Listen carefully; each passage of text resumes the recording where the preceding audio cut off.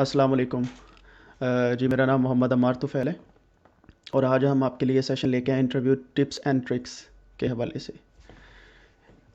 हम लोग basically video series को डील कर रहे हैं जिसमें हम मैरी क्यूरी पीएचडी पोजीशंस को बेसिकली हम लेके चलते हैं और हमने रिसेंटली बहुत सारी वीडियोस जो हैं वो अपलोड की हैं। आप इस पोस्ट की डिस्क्रिप्शन में भी देख सकते हैं और इन फ्यूचर आपको अपडेट्स भी मिलती रहेंगी हमारी आने वाली वीडियोस की। और आज जो हमारे गेस्ट हैं वो हैं फ़ातिमा अंजुम जो जर्मनी से बिलोंग कर रही हैं, फ़िलहाल बेस्ड वहाँ से हैं। और बेसिकली तो हम पाकिस्तानी हैं तीनों। और साथ में आगा ज़ीशान अली जो नीदरलैंड्स में होते हैं। हम तीनों मैरी क्यूरी फेलोशिप पे एज ए पीएचडी स्टूडेंट आप कह सकते हैं या अर्ली स्टेज रिसर्चर्स जो हैं वो जॉब कर रहे हैं। ठीक है, तो आज जो हमारा टॉपिक है वो है कि इंटरव्यू को आप कैसे डील कर सकते हैं, इंटरव्यू टिप्स एंड ट्रिक्स कौन कौन सी हैं।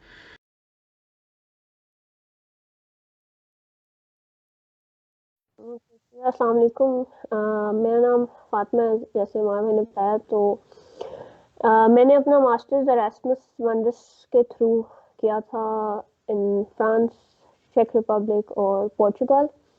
And then now I'm doing PhD in the Marie Curie Action.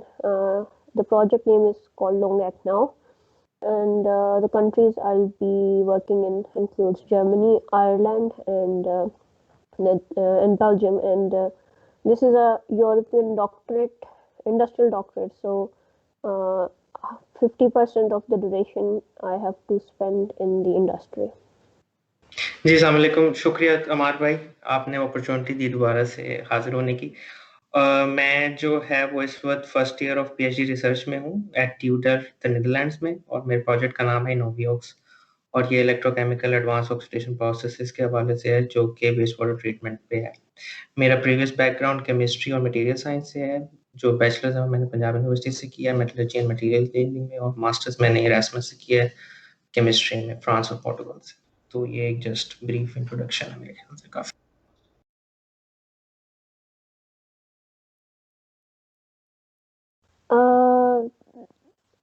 Exact number तो नहीं याद, पर मैंने ऑलमोस्ट 15-20 से ज़्यादा इंटरव्यूज दिए होंगे ऑल टुगेदर।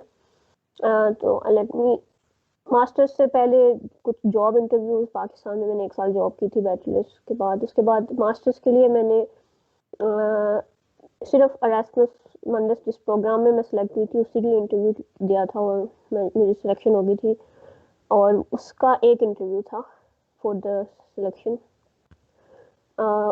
उसके बाद फिर पीएचडी के लिए I have given almost like 10 in different interviews, जिसमें कुछ कनाडा, ऑस्ट्रेलिया और बाकी यूरोप में है।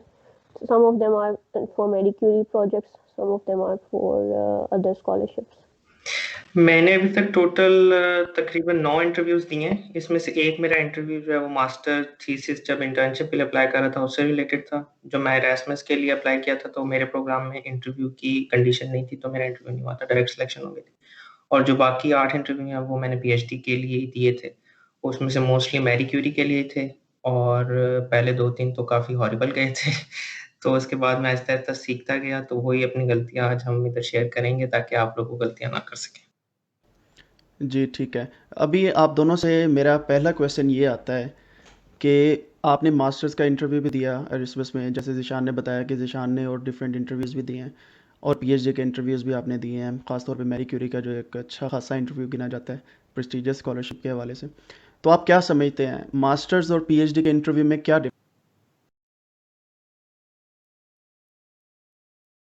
जो मेरा पर्सनल एक्सपीरियंस है, मास्टर का इंटरव्यू ज़्यादा नॉन टेक्निकल था मेरे लिए। एरास्मस क्योंकि प्रोग्राम में आपकी मोबिलिटी है, तो जो मोस्ट इम्पॉर्टेंट फैक्टर वो लोग काउंट करते हैं कि आप कल्चरल डाइवर्सिटी को एक्सेप्ट करने के लिए आप में कितनी वो है। तो ज़्यादातर सवाल भी उसी से रिलेटेड होते हैं कि आप अकेले रहे हुए हो लोगों से, क्या आपकी मतलब आपकी रिलेशनिंग पे होते हैं। और पीएचडी का इंटरव्यू ज़्यादा थोड़ा एक तो काफ़ी एलेबोरेटिव होता है, इन डेप्थ होता है, तो वो दोनों चीज़ें जज कर रहे होते हैं।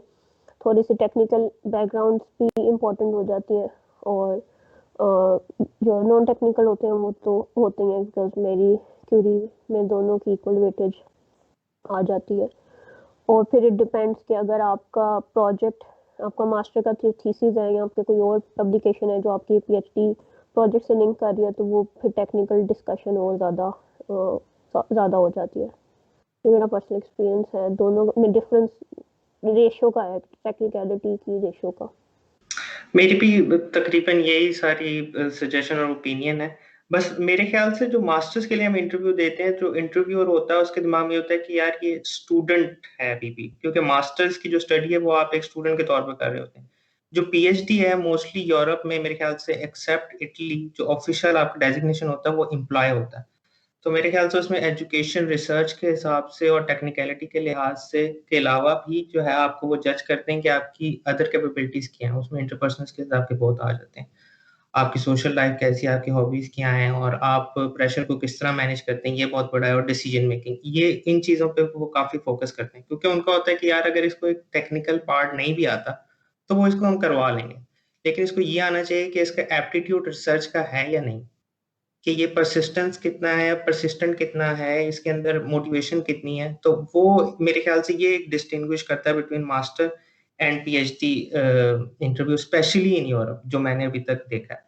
मास्टर का जो इंटरव्यू होता है वो एक जर्नल सा होता है, उन्होंने सिर्फ आपको ये देखना होता है कि यार ये हमारे सिस्टम में एडजस्ट कर भी सकेगा कि नहीं, वेदर वो इरास्मस का हो या वैसे भी अगर आप जर्मनी इटली जहाँ पे भी पढ़ने जा रहे हैं, उन्होंने सिर्फ ये देखना होता है। लेकिन जो पीएचडी का है वो ये है कि हमारे रिसर्च एनवायरनमेंट में ये फिट हो सकेगा कि नहीं। अब हर लैब की और हर यूनिवर्सिटी की एक रिसर्च एनवायरनमेंट डिफरेंट होती है। किसी में आपके कोई ग्रुप अलहदा से लैब मिली होती है, किसी में आपको शेयरिंग करनी होती है, तो वो देखते हैं कि यार ये टीम प्लेयर है या लीडरशिप एबिलिटीज हैं इसके अंदर। तो मोस्टली वो ये देखते हैं कि यार ये टीम प्लेयर होना चाहिए, कि यार ये दूसरों से शेयर कर सके अपनी इक्विपमेंट, दूसरों के साथ इंटरेक्ट कर सके। तो ये बेसिकली इन दोनों मेरे ख्याल से एक मेन डिस्टिंग्विशिंग फैक्टर है जो कि बहुत प्रोमिनेंट है मेरे लिहाज से। तो आप ये समझते हैं दोनों के जो मास्टर्स का इंटरव्यू होता है उसमें ज़्यादातर टेक्निकल चीज़ें नहीं देखी जाती लेकिन मोटिवेशन देखी जाती है, और पीएचडी में थोड़ी सी टेक्निकलिटी भी देखी जाती है लेकिन साथ में अगेन मोटिवेशन जो है उसका जो परसेंटेज है उसकी वो ज़्यादा होती है। नेक्स्ट क्वेश्चन आप लोगों से ये है कि जब आपने इंटरव्यू दिया मास्टर का उसकी ड्यूरेशन क्या थी, और जब आपने पीएचडी का इंटरव्यू दिया उसकी ड्यूरेशन क्या थी? जी। मास्टर इंटरव्यू की ड्यूरेशन थी ऑलमोस्ट 15 to 20 मिनट्स मेरे लिए, और पीएचडी में usually interviews last from 40 minutes to 1 hour. और पर्सनल जो मेरा एक्सपीरियंस था कि स्पेशली मैरी क्यूरी से रिलेटेड कि you have more than 1 interviews और 40-50 मिनट्स, यूजुअली 2। तो ये ड्यूरेशन तकरीबन इसके बीच में लाया करती है। उसके अलावा अदर देन मैरी क्यूरी, जिस तरह ऑस्ट्रेलिया और कनाडा की अगर मैं बात करूँ तो वहाँ पे भी मोर देन 1 इंटरव्यूज होते हैं। यूजुअली पहला इंटरव्यू आपका पोस्ट डॉक्स लेते हैं, और फिर सेकंड अगर आप सेलेक्ट होते हैं तो finally you get to know the professor, और फिर वो आपका इंटरव्यू लेता है। तो वहाँ पे भी ड्यूरेशन तकरीबन 30 मिनट्स टू 40 मिनट्स तक चली जाती है। निशान आप क्या कहते हैं इस बारे में? हाँ बिल्कुल ऐसे ही है। मास्टर्स का तो मुझे इतना कुछ आइडिया नहीं है। मेरा जो मास्टर थीसिस के लिए इंटरव्यू हुआ था वो कॉल पे हुआ था, वो 10 से 15 मिनट का था। उसमें ट्रिवियल क्वेश्चन भी पूछे गए थे और इस तरह की डिस्कशन थी। जो पीएचडी का है मेरे ख्याल से जो मेरा मैरी क्यूरी के हुए हैं, जो टेक्निकल जो दूसरा मेन इंटरव्यू होता है वो मेरे ख्याल से मिनिमम मेरा 45 मिनट्स तो गया ही है, और मैक्सिमम 1 घंटा या 1 घंटा 10 मिनट इस तरह करके हिसाब से 60 to 70 मिनट्स के राउंड अबाउट किया। तो ये बेसिकली ड्यूरेशन का डिफरेंस है बिटवीन मास्टर और पीएचडी। अच्छा, तो मैं भी इसमें एक बात शेयर करता चलूँ कि मेरा जो मास्टर्स है वो पाकिस्तान से ही है। खैर उसका तो कोई इंटरव्यू एज सच मैंने नहीं दिया था, और जो पीएचडी है वो अभी मैं मैरी क्यूरी से कर रहा हूँ, लेकिन इससे पहले मैंने ताइवान का टीआईजीपी स्कॉलरशिप है उसके लिए भी अप्लाई किया था, उसके लिए मैं सेलेक्ट भी हो गया था। तो मेरा वहाँ पे जो इंटरव्यू था उसकी ड्यूरेशन थी 30 मिनट्स। एक ही इंटरव्यू था और उसके बाद कॉल आ गई थी सिलेक्शन की। और जो मैरी क्यूरी का था इस इंटरव्यू की ड्यूरेशन थी 15 to 20 मिनट्स। और ये सारा इसमें जो है वो डिफरेंस था। और चले नेक्स्ट क्वेश्चन ये है कि व्हाट डू यू थिंक कि इंटरव्यू के डूज और डोंट्स कौन कौन से हैं? पहले हम डूज की बात करते हैं कि हमें क्या करना चाहिए, फिर हम आएंगे डोंट्स की तरफ। जी फातिमा आप क्या कहती हैं? मैं इसको 2 हिस्सों में डिवाइड करती हूँ। एक तो यह है कि प्री इंटरव्यू प्रेप्स के डूज क्या हैं। तो the most important dos there are के you should always research about the group, about the professors or all the main professors जो के आपके कंसोर्टियम में हैं, and then you should always study about the project a little bit in depth. और उसके अलावा जो डूज आपको you have to dress up a little nicely. अब मोस्टली इंटरव्यूज ऑनलाइन होते हैं, but you should not take it casually. आपको you should do it like in a clean way. You should get dressed on. और उसके अलावा colour schemes और इन चीज़ों का भी आपने ख्याल रखना है. इसको ऐसे ही ट्रीट करें जैसे कि एक आप इन पर्सन जॉब इंटरव्यू के लिए जा रहे हैं किसी कॉर्पोरेट फर्म के अंदर. फिर ड्यूरिंग द इंटरव्यूज जो डूज होते हैं, सबसे इम्पोर्टेंट डू ये है कि always answer what you are asked for. उसको कभी भी जाना आपने एक्स्ट्रा इंफॉर्मेशन देनी नहीं है जब तक कि आपको लगे कि it can help you improve your case. Otherwise आप जितना कम बोलोगे उतना बेहतर है. और दूसरी चीज़ यह है कि अगर आपको कोई चीज़ नहीं पता, आप बिल्कुल 0% श्योर हो, तो आप सिंपली कह दो कि मुझे इस बारे में नहीं पता, रादर देन कि आप अपनी तरफ से जवाब बनाने की कोशिश करो. जी एग्जैक्टली. मेरे ख्याल से बिल्कुल सही कहा फातिमा ने कि आपको अपनी ऑडियंस का पता होना चाहिए कि आप किसको इंटरव्यू दे रहे हैं. तो पहले अपनी ऑडियंस के बारे में देखें, उनकी नीश देखें कि उनकी जॉब की नीश क्या है. फिर उसके बाद उनका स्पेसिफिक एरिया ऑफ रिसर्च देखें कि उसका क्या है. फिर उस लिहाज से अपने क्वेश्चंस आपको खुद ब खुद ही आपके जहन में आते रहेंगे कि यार इस प्रोजेक्ट से ये रिलेटेड मेरे से पूछ सकता है. और फिर खुद जज करने की कोशिश करेंगे यार उसने मुझे सिलेक्ट क्यों किया है, कि यार मुझे सिलेक्ट इस वजह से किया है क्योंकि मैंने ये काम पहले किया हुआ है. तो आप उसके लिहाज से अपने क्वेश्चंस तैयार करने की कोशिश करें. और डिपेंड करता है आपका इंटरव्यू है कौन सा. अगर तो पहला इंटरव्यू है तो इतना वो टेक्निकलिटीज में नहीं जाएगा. तो पहले इंटरव्यू के लिए आप फंडामेंटल क्वेश्चंस तैयार करें जो कि बिल्कुल डेफिनेशन के हिसाब से हों और बिल्कुल ही फंडामेंटल चीज़ों के हो कि यार इसके बगैर इस प्रोजेक्ट को समझा नहीं जा सकता. तो उन चीज़ों को पढ़ें, उन चीज़ों के बारे में सोचें कि यार ये क्या चीज़ें हैं और उसके हिसाब से अपनी डेवलप करें थिंकिंग और सारी चीज़ें अपनी दिमाग में बिठाएँ. अपने नॉलेज बेस को इतना ब्रॉड करें कि यार अगर वो मेरे से कोई इधर-उधर का भी सवाल पूछे तो मैं उसका आंसर दे सकूँ. और टेक्निकलिटी के लिहाज से तो आप करें ही करें, नॉन टेक्निकल चीज़ों को भी आप फ़ोकस करें. जैसे कि आप अपनी हॉबीज़ को डिफ़ाइन कर सकें, आपका सोशल बिहेवियर क्या है, आप टीम में किस तरह काम करते हैं. और एक जिस तरह मेरे से उन्होंने एक पहले इंटरव्यू में सवाल किया था कि what was your last epic fail and what you learned from it. मैं इस चीज़ के लिए तैयार नहीं था. मैंने कहा यार ये क्या एक साइकोलॉजी का सवाल आ गया.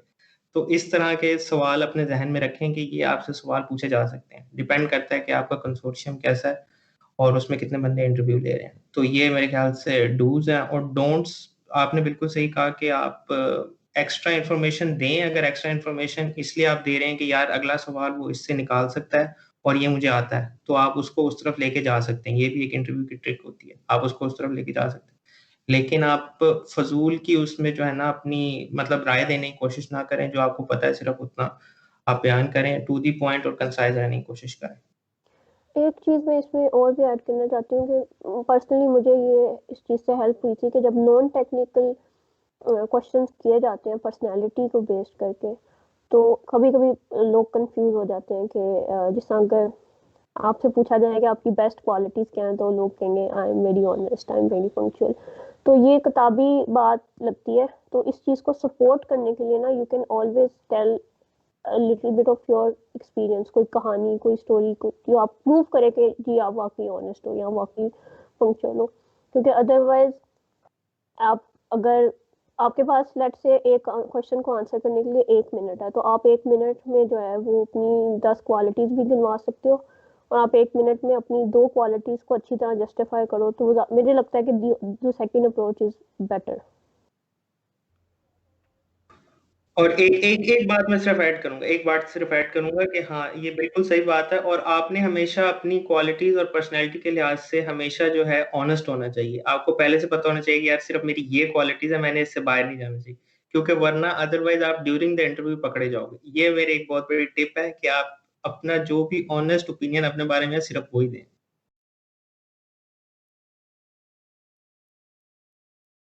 बेसिक जो मेरा पर्सनल एक्सपीरियंस है, जैसे कि ज़ीशान ने पहले भी मेंशन किया था कि मैरी क्यूरी और मोस्टली इन यूरोप में पीएचडी जॉब की तरह कंसिडर होती है, और सिर्फ focus research focus obviously prime focus होता है, लेकिन वो सिर्फ रिसर्च फोकस नहीं होता। तो वो इंटरव्यूज में आपको ये भी देखते हैं कि एज एन एम्प्लॉय आप कैसे होगे, तो क्वेश्चन उस तरह से होते हैं। कुछ एचआर और लीगल फ्रेमवर्क्स में भी उन्होंने चीज़ों को अंडरस्टैंड करना होता है, तो वो काफ़ी उस हिसाब से ब्रॉड होता है। और मैरी क्यूरी जो प्रोजेक्ट्स हैं उनका purpose obviously research data generate करना होता है, लेकिन उसके साथ साथ इट्स अ ट्रेनिंग प्रोजेक्ट। तो वो ये देखते हैं कि ये जो उसमें आप एक इन्वेस्टमेंट होते हो कि आप इस ट्रेनिंग पे आपकी पर्सनैलिटी पे इस ट्रेनिंग का इस तरह असर हो कि आप एक अच्छे रिसर्चर के तौर पे साबित निकलो after you complete your PhD. जबकि जो दूसरे कंट्री में मेरा एक्सपीरियंस है, वहाँ पे प्राइम फोकस ये होता है कि they have a research problem, उनको उसको सॉल्व करने के लिए रिसोर्स चाहिए। तो उनका प्राइम फोकस होगा कि वो ऐसा कैंडिडेट सेलेक्ट करें जो वो रिसर्च प्रोजेक्ट के अंदर सुटेबल हो, हमें जो रिजल्ट्स हमें चाहिए, जो डाटा हमें चाहिए, वो हमें जनरेट करके दे सके with minimum assistance. Obviously her professor की एक ग्रुप की एक डायनामिक्स होती है, और वो उस चीज़ में भी जज करता है कि आप उस ग्रुप डायनामिक्स में कैसे एडजस्ट करते हो। लेकिन ब्रॉडर वे में वो इतने ज़्यादा डेप्थ में नहीं जाते, क्योंकि आपके मैरी क्यूरी में ये फैक्टर्स बहुत इंपॉर्टेंट होते हैं, क्योंकि आप एक बहुत बड़े लेवल पे कोलैबोरेट कर रहे होते हो, तो बहुत ज़्यादा ह्यूमन इंटरेक्शन इन्वॉल्व होती है। तो ये मेरा एक पर्सनल एक्सपीरियंस है कि ये डिफरेंसेस है। असल में मेरा यूरोप से बाहर इतना कुछ ज़्यादा एक्सपीरियंस नहीं इंटरव्यूज देने का, लेकिन जो मुझे पता है और जो चीज़ मैंने देखी है वो ये है कि एक जो मेजर डिफरेंस है वो ये है कि आपका जो बाहर इंटरव्यू हो रहा होता है वो एक यूनिवर्सिटी से रिलेटेड होता है, वो अपने ग्रुप के लिए देख रहा होता है या जो भी उसका है एक यूनिवर्सिटी से रिलेटेड होता है, और उसने उसके हिसाब से देखना होता है। और उसमें फिर अदर चीज़ें भी आती हैं कि सुपरवाइजर के हाथ में नहीं होता, उन्होंने पूल देखना होता है कि कौन से कैंडिडेट्स हैं, फिर शॉर्ट लिस्टिंग करनी होती है। तो वो एक मेरे ख्याल से बाहर ये ज़्यादा चीज़ें देखी जाती हैं। और अदर जो अगर आपका कंसोर्शियम है तो वो फिर आप जब रिक्रूट हो जाते हो तो फिर आपको पता चलता है कि आपका कंसोर्शियम क्या है, आपने कोलैबोरेशन करनी है। लेकिन यहाँ पे एक डिफरेंस ये है कि यहाँ पे ऑल टुगेदर आपका कंसोर्शियम पहले से डिफाइन होता है, ये एक अलग प्रोजेक्ट है। फॉर एग्जांपल ये कंपनी है एक 4 साल के लिए, और इस कंपनी के बंदों ने आपको सिलेक्ट करना है। तो उसमें मतलब डिफरेंट ऑर्गेनाइजेशन से बंदे हैं और उन्होंने आपको जज करना है। तो उसमें किसी एक बंदे का मेरे ख्याल से कभी फैसला नहीं होता, जो इनिशियल आपका इंटरव्यू होता है, जो पहला इंटरव्यू होता है। मेरे ख्याल से अगला क्वेश्चन हमें ये होना चाहिए कि कितने इंटरव्यूज होते हैं मैरी क्यूरी में, तो फिर उसके लिए ज़्यादा अच्छा हो जाएगा। तो जो पहला इंटरव्यू होता है मेरे ख्याल से उसमें कंसोर्शियम के काफ़ी बंदे इन्वॉल्व होते हैं, 6 से 7 जितने भी कंसोर्शियम है उनका एक-एक रिप्रेजेंटेटिव होता है, वो आपको जज करता है। उसके हिसाब से वो आपकी लिस्टिंग करते हैं और फिर वो आपको शॉर्टलिस्ट करते हैं स्पेसिफिक प्रोजेक्ट के लिए। तो मेरे ख्याल से एक ये डिफरेंस है कि उसमें आप सिर्फ एक एक पर्टिकुलर यूनिवर्सिटी या सुपरवाइजर या ग्रुप को टारगेट कर रहे होते हो, और इधर आपने एक प्रोजेक्ट को टारगेट करना होता है जिसमें जो बंदे हैं वो मिल के कलेक्टिव डिसीजन करते हैं कि यार ये हमारे लिए सूटेबल है। तो जो रिक्रूटमेंट पॉलिसी है ना उसका डिफरेंस है मेरे ख्याल से वेस्टर्न और ये मैरी क्यूरी। इसमें मैं थोड़ा सा ये ऐड करता चलूँ कि मैरी क्यूरी के जो प्रोजेक्ट्स हैं ये इस तरह भी डिफरेंट होते हैं, क्योंकि इसमें आप एज ए रिसर्चर आ रहे होते हो और आप एज ए स्टूडेंट भी होते हो, लेकिन वो सेकेंडरी चीज़ है। फर्स्ट जो प्राइमरी चीज़ है वो ये है कि आप एज ए रिसर्चर कंपनी में या रिसर्च सेंटर में या यूनिवर्सिटी में एज ए रिसर्चर रिक्रूट किए जाते हो। तो आपका इंटरव्यू जॉब इंटरव्यू की तरह का होता है।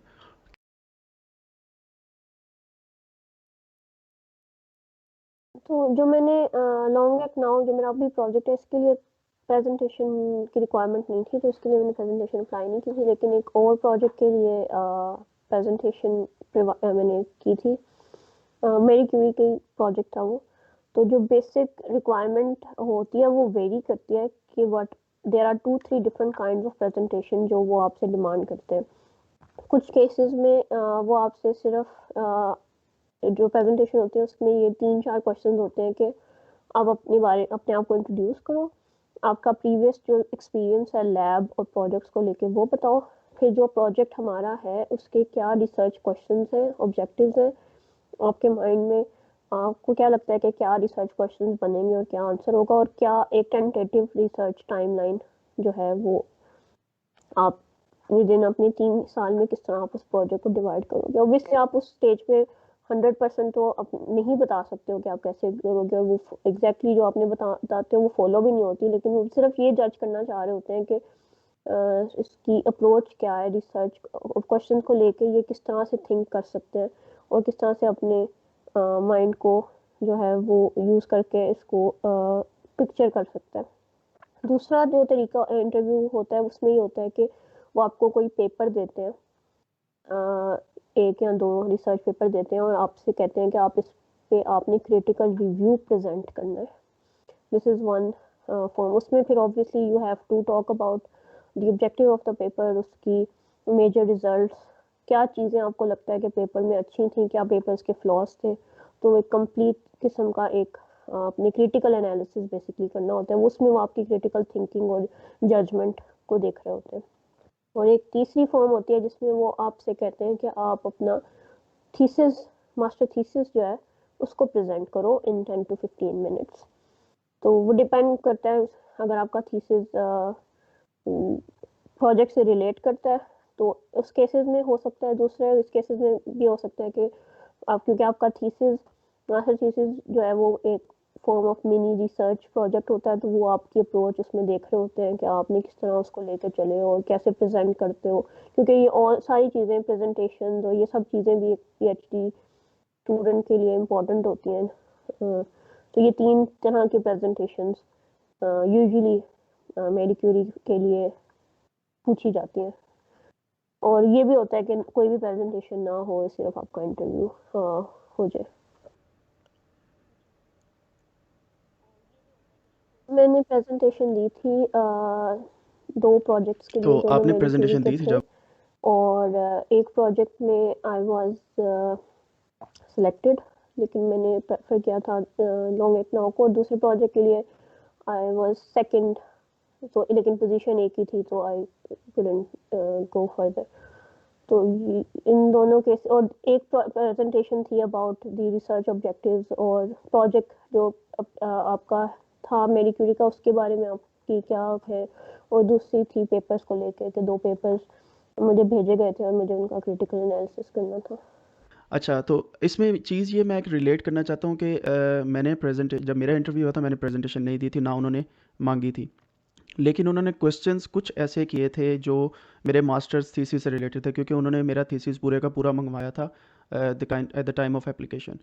और हमारे कंसोर्शियम में 11 पोजीशंस थी और एट अ टाइम आप चार या 5 पे अप्लाई कर सकते थे। तो मैंने 4 पे किया था और उसमें से एक में सिलेक्शन हुई थी। तो कभी प्रेजेंटेशन वो मांग सकते हैं, कभी नहीं मांग सकते, लेकिन अगर वो प्रेजेंटेशन की डिमांड करते हैं तो मेरे ख्याल से प्लस पॉइंट है। आप उसको खुद कंट्रोल कर सकते हो कि वो आपको किस नज़रिए से देखें, और आपके इंटरव्यू का आप खुद ड्राइव कर सकते हो। मेरी प्रेजेंटेशन तकरीबन हर इंटरव्यू में हुई थी, तो मैं 3 तरह की प्रेजेंटेशन दे चुका हूँ। एक दफ़ा तो मैंने दी थी जो जनरल इंट्रोडक्शन था, ब्रीफली देनी थी, वो 3 से 4 स्लाइड्स थी। तो एक तो आप अपना सिर्फ जनरल इंट्रोडक्शन दें कि आपका बैकग्राउंड क्या है और आपने किया हुआ क्या है, आपकी रिसर्च फील्ड क्या है और आपके प्लान्स क्या हैं। दूसरी दफ़ा ये हुई थी कि उन्होंने मुझसे कहा था कि आप अपना रिसर्च थीसिस एक्सप्लेन करें, मतलब उसके बारे में एक्सपेरिमेंटेशन बनाएँ। तो उसमें आप अपना रिसर्च ऑब्जेक्टिव बताएँ, गोल बताएँ और जो आपने टेक्निक्स यूज़ की हैं वो बताएँ ब्रीफली, और वो टेक्निक्स पे ज़्यादा फ़ोकस करें जो कि उससे रेलेवेंट है, जो कि सुपरवाइज़र आपका ले रहा है इंटरव्यू। उससे ज़्यादा करें ताकि वो उससे आपसे सवाल पूछ सके और उसी से मुताबिक आप अपनी प्रिपरेशन करें। और इसके अंदर आप जो है प्रोजेक्ट मैनेजमेंट टूल्स सीखने की कोशिश करें कि जो आपकी टाइमलाइन थी प्रोजेक्ट की वो क्या थी। इसमें आप गैंट चार्ट सीखने की कोशिश करें, और जो भी कोई, अगर आप ओपन सोर्स सॉफ्टवेयर है या कोर्सेज़ पढ़े हैं ऑनलाइन, वो करने की कोशिश करें, स्पेशली मास्टर्स में। तो आपको थोड़ा-सा पता चले कि प्रोजेक्ट को मैनेज किस तरह किया जाता है, कि ये मेरे ख्याल से काफ़ी इफ़ेक्टिव टूल है सक्सेसफुल होने के लिए। तो प्रोजेक्ट मैनेजमेंट की तरफ फ़ोकस करें कि मैंने रिसोर्स मोबिलिटी किस तरह इस्तेमाल की और मैंने इंटरैक्शन किस तरह किया, इंटरैक्शन को सीखें, और मेरी टाइमलाइन क्या थी प्रोजेक्ट की, और मैंने जो मेरे रिसोर्सेज़ थे उनको किस तरह मैनेज किया, और मेरी कंडीशंस क्या थी। ये चीज़ों पे ज़्यादा फ़ोकस करें ताकि उन्हें पता चले कि यार ये कंप्लीट पैकेज है। ये सिर्फ़ रिसर्च प्रॉब्लम को नहीं देखता, रिसर्च पे जो चीज़ें बाकी असरअंदाज हो रही हैं उनको किस तरह ये देखता है। और जो तीसरा है वो यही था कि मुझे एक थीसिस दिया गया था, पीएचडी थीसिस, और उसके बारे में मेरे से कहा गया था कि इसके ऊपर अपनी राय दें कि इसके अंदर क्या होना चाहिए था और बेटर हो सकता था, ये किस हवाले से, वो प्रोजेक्ट के हवाले से ही था। तो ये है। लेकिन मैं ये बात कहना चाहूँगा कि आपको पहले एक्सप्लिसिटली पता होना चाहिए कि वो एक्सपेक्ट क्या कर रहे हैं आपसे। फॉर एग्ज़ाम्पल अगर वो ईमेल करते हैं कि आपका इंटरव्यू होगा, आपने प्रेज़ेंटेशन तैयार करनी है, तो आप बस ये प्रेज़ेंटेशन ना तैयार करना शुरू कर दें, अज़्यूम करके कि यार इन्होंने मेरे मास्टर थीसिस के हवाले से प्रेज़ेंटेशन लेनी है। तो आप उनसे क्लियरली एक्सप्लिसिटली पूछें कि आपने किस हवाले से मेरे से प्रेज़ेंटेशन लेनी है। मेरा जनरल इंट्रोडक्शन है, मेरा मास्टर थीसिस रिसर्च है, या फिर आपने कोई और मुझे जो है वो जो ये प्रोजेक्ट है इससे रिलेटेड आप पूछना चाह रहे हैं कि इसमें मैं क्या किस तरह पार्ट ले सकता हूँ। तो आप इसको पूछें, अगर वो एक्सप्लिसिटली मेंशन नहीं करते, क्या पता वो ये जज करना चाह रहे हों कि यार इसके अंदर पूछने की एबिलिटी कितनी है, क्यूरियोसिटी कितनी है।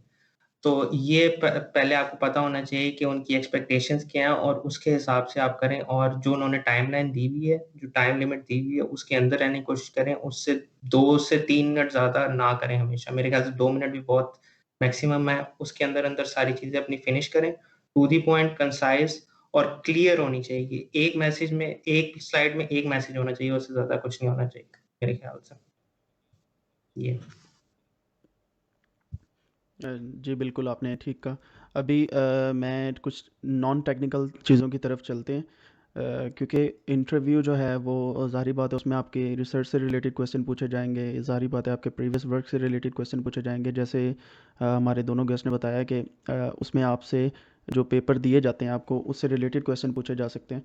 तो हम नेक्स्ट जो हमारा टॉपिक है इसी इंटरव्यू से रिलेटेड कि कौन से एक्सपेक्टेड नॉन टेक्निकल क्वेश्चन जो वो पूछ सकते हैं सिर्फ आपको एक्सेस करने के लिए।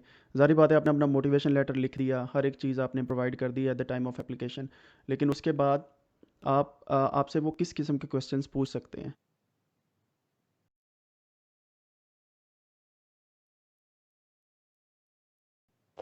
जो कुछ बहुत इंपॉर्टेंट क्वेश्चन जो मैंने ऑलमोस्ट हर इंटरव्यू में एक्सपीरियंस किए हैं, उसमें एक तो ये क्वेश्चन लाजमी आता है कि why do you want to do a PhD and why particularly this project.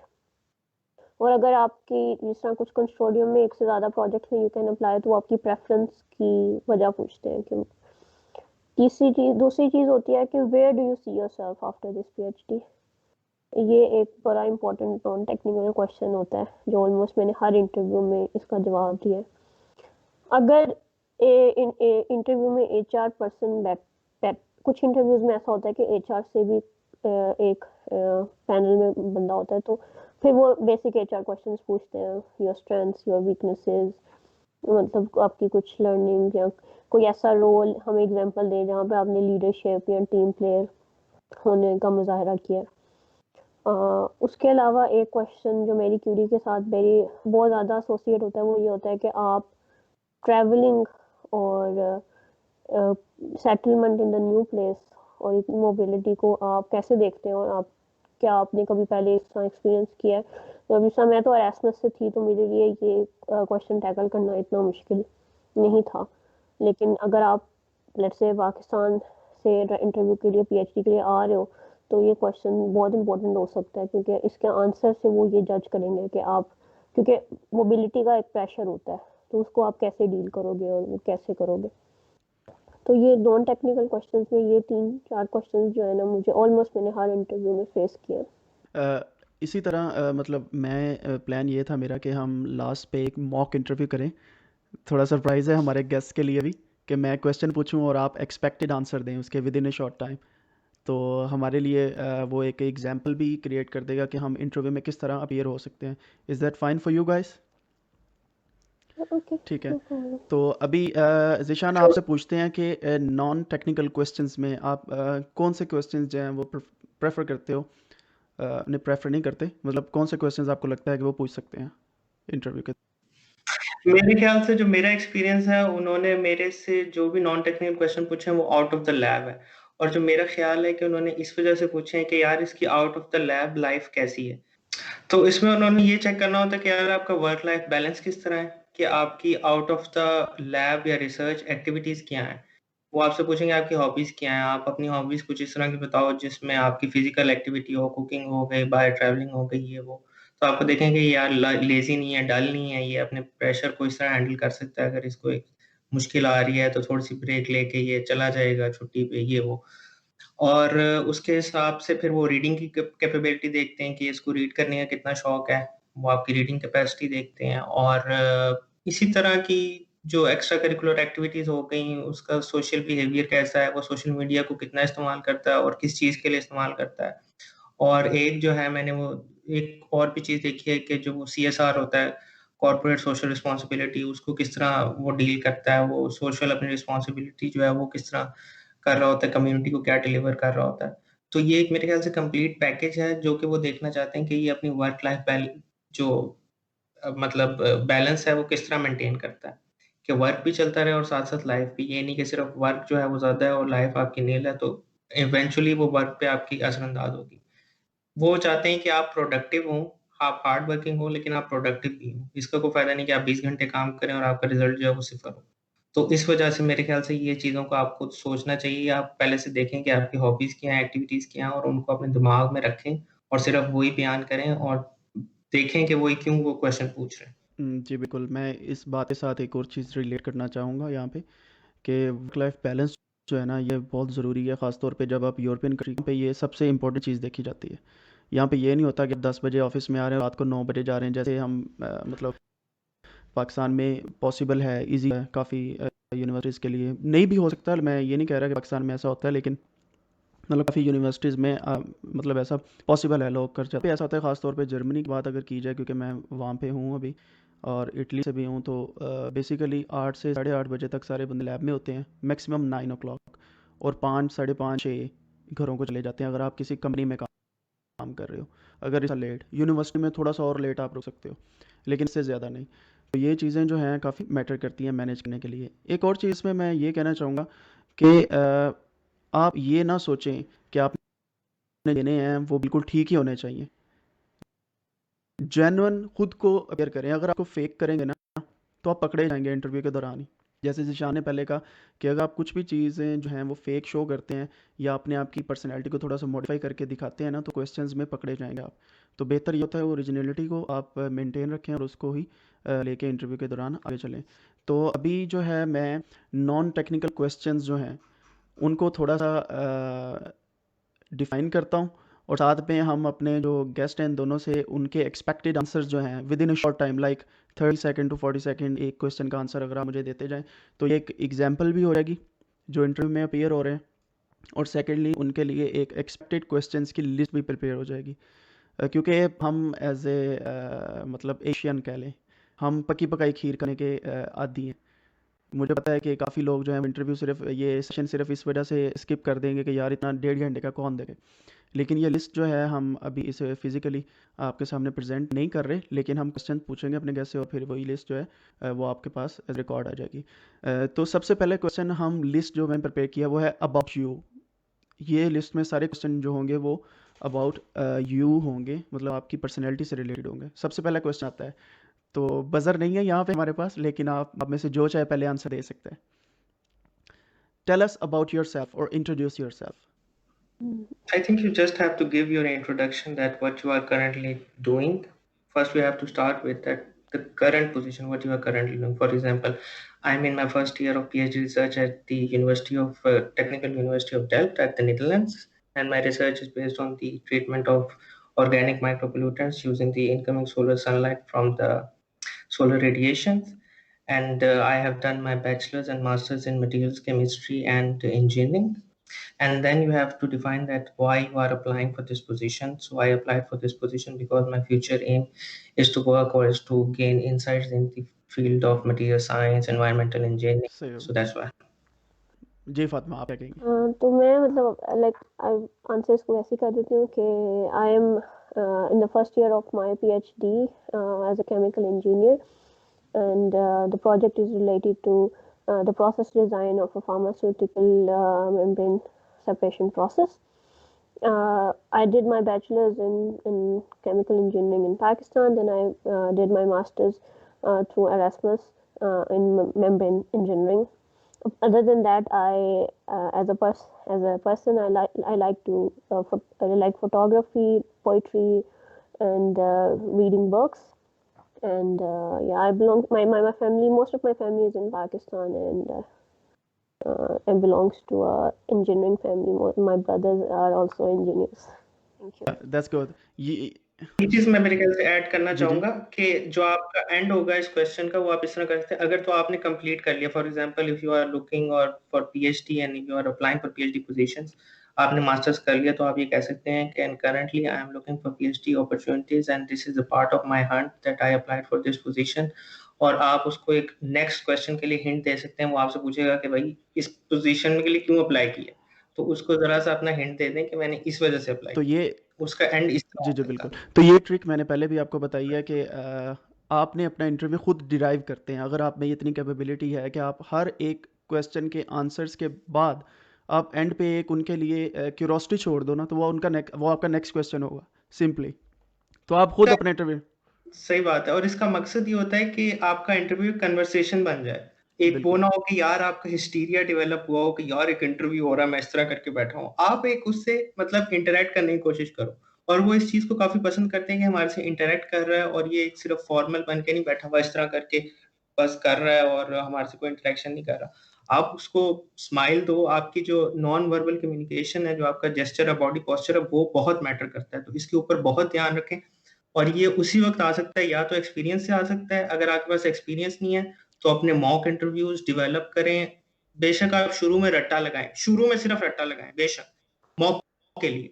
उसके बाद आपका थोड़ा कॉन्फिडेंस बिल्डअप होगा, फिर आपको खुद ब खुद ही चीजें आना शुरू हो जाएंगी कि मैंने अगर इस सिचुएशन में फंस गया तो इससे निकलना किस तरह। एक ट्रिक इसमें मैं ये भी ऐड करना चाहती हूँ कि आप जैसे कि शान ने बोला कि मॉक इंटरव्यूज, तो आप अपने दोस्तों के साथ, अपनी फैमिली के साथ प्रैक्टिस कर सकते हैं। उनसे आप कहें कि पूछें, और थोड़ा सा कभी कभी अगर आप ह्यूमर ऐड करो ना अपने आंसर्स में, तो वो आपको बहुत हेल्प करता है। आप पर्सनली रिलैक्स हो जाते हो थोड़ा सा। लेकिन चुटकुले नहीं सुनाने, लेकिन सिर्फ अपने आंसर में, आपके बताने के तरीके में हो सकता है, या कोई एक स्टेटमेंट के साथ। तो पहले 2-3 इंटरव्यूज में मैं बहुत सीरियस थी, लेकिन जब मैंने आस्ता आस्ता इंटरव्यूज दिए तो मैंने इस चीज़ को रियलाइज किया कि कभी कभी इट रियली हेल्प्स। तो आपको फिर वो जज कर लेते हैं कि यार ये थोड़ा ह्यूमर क्रिएट करा है तो this person is good with people.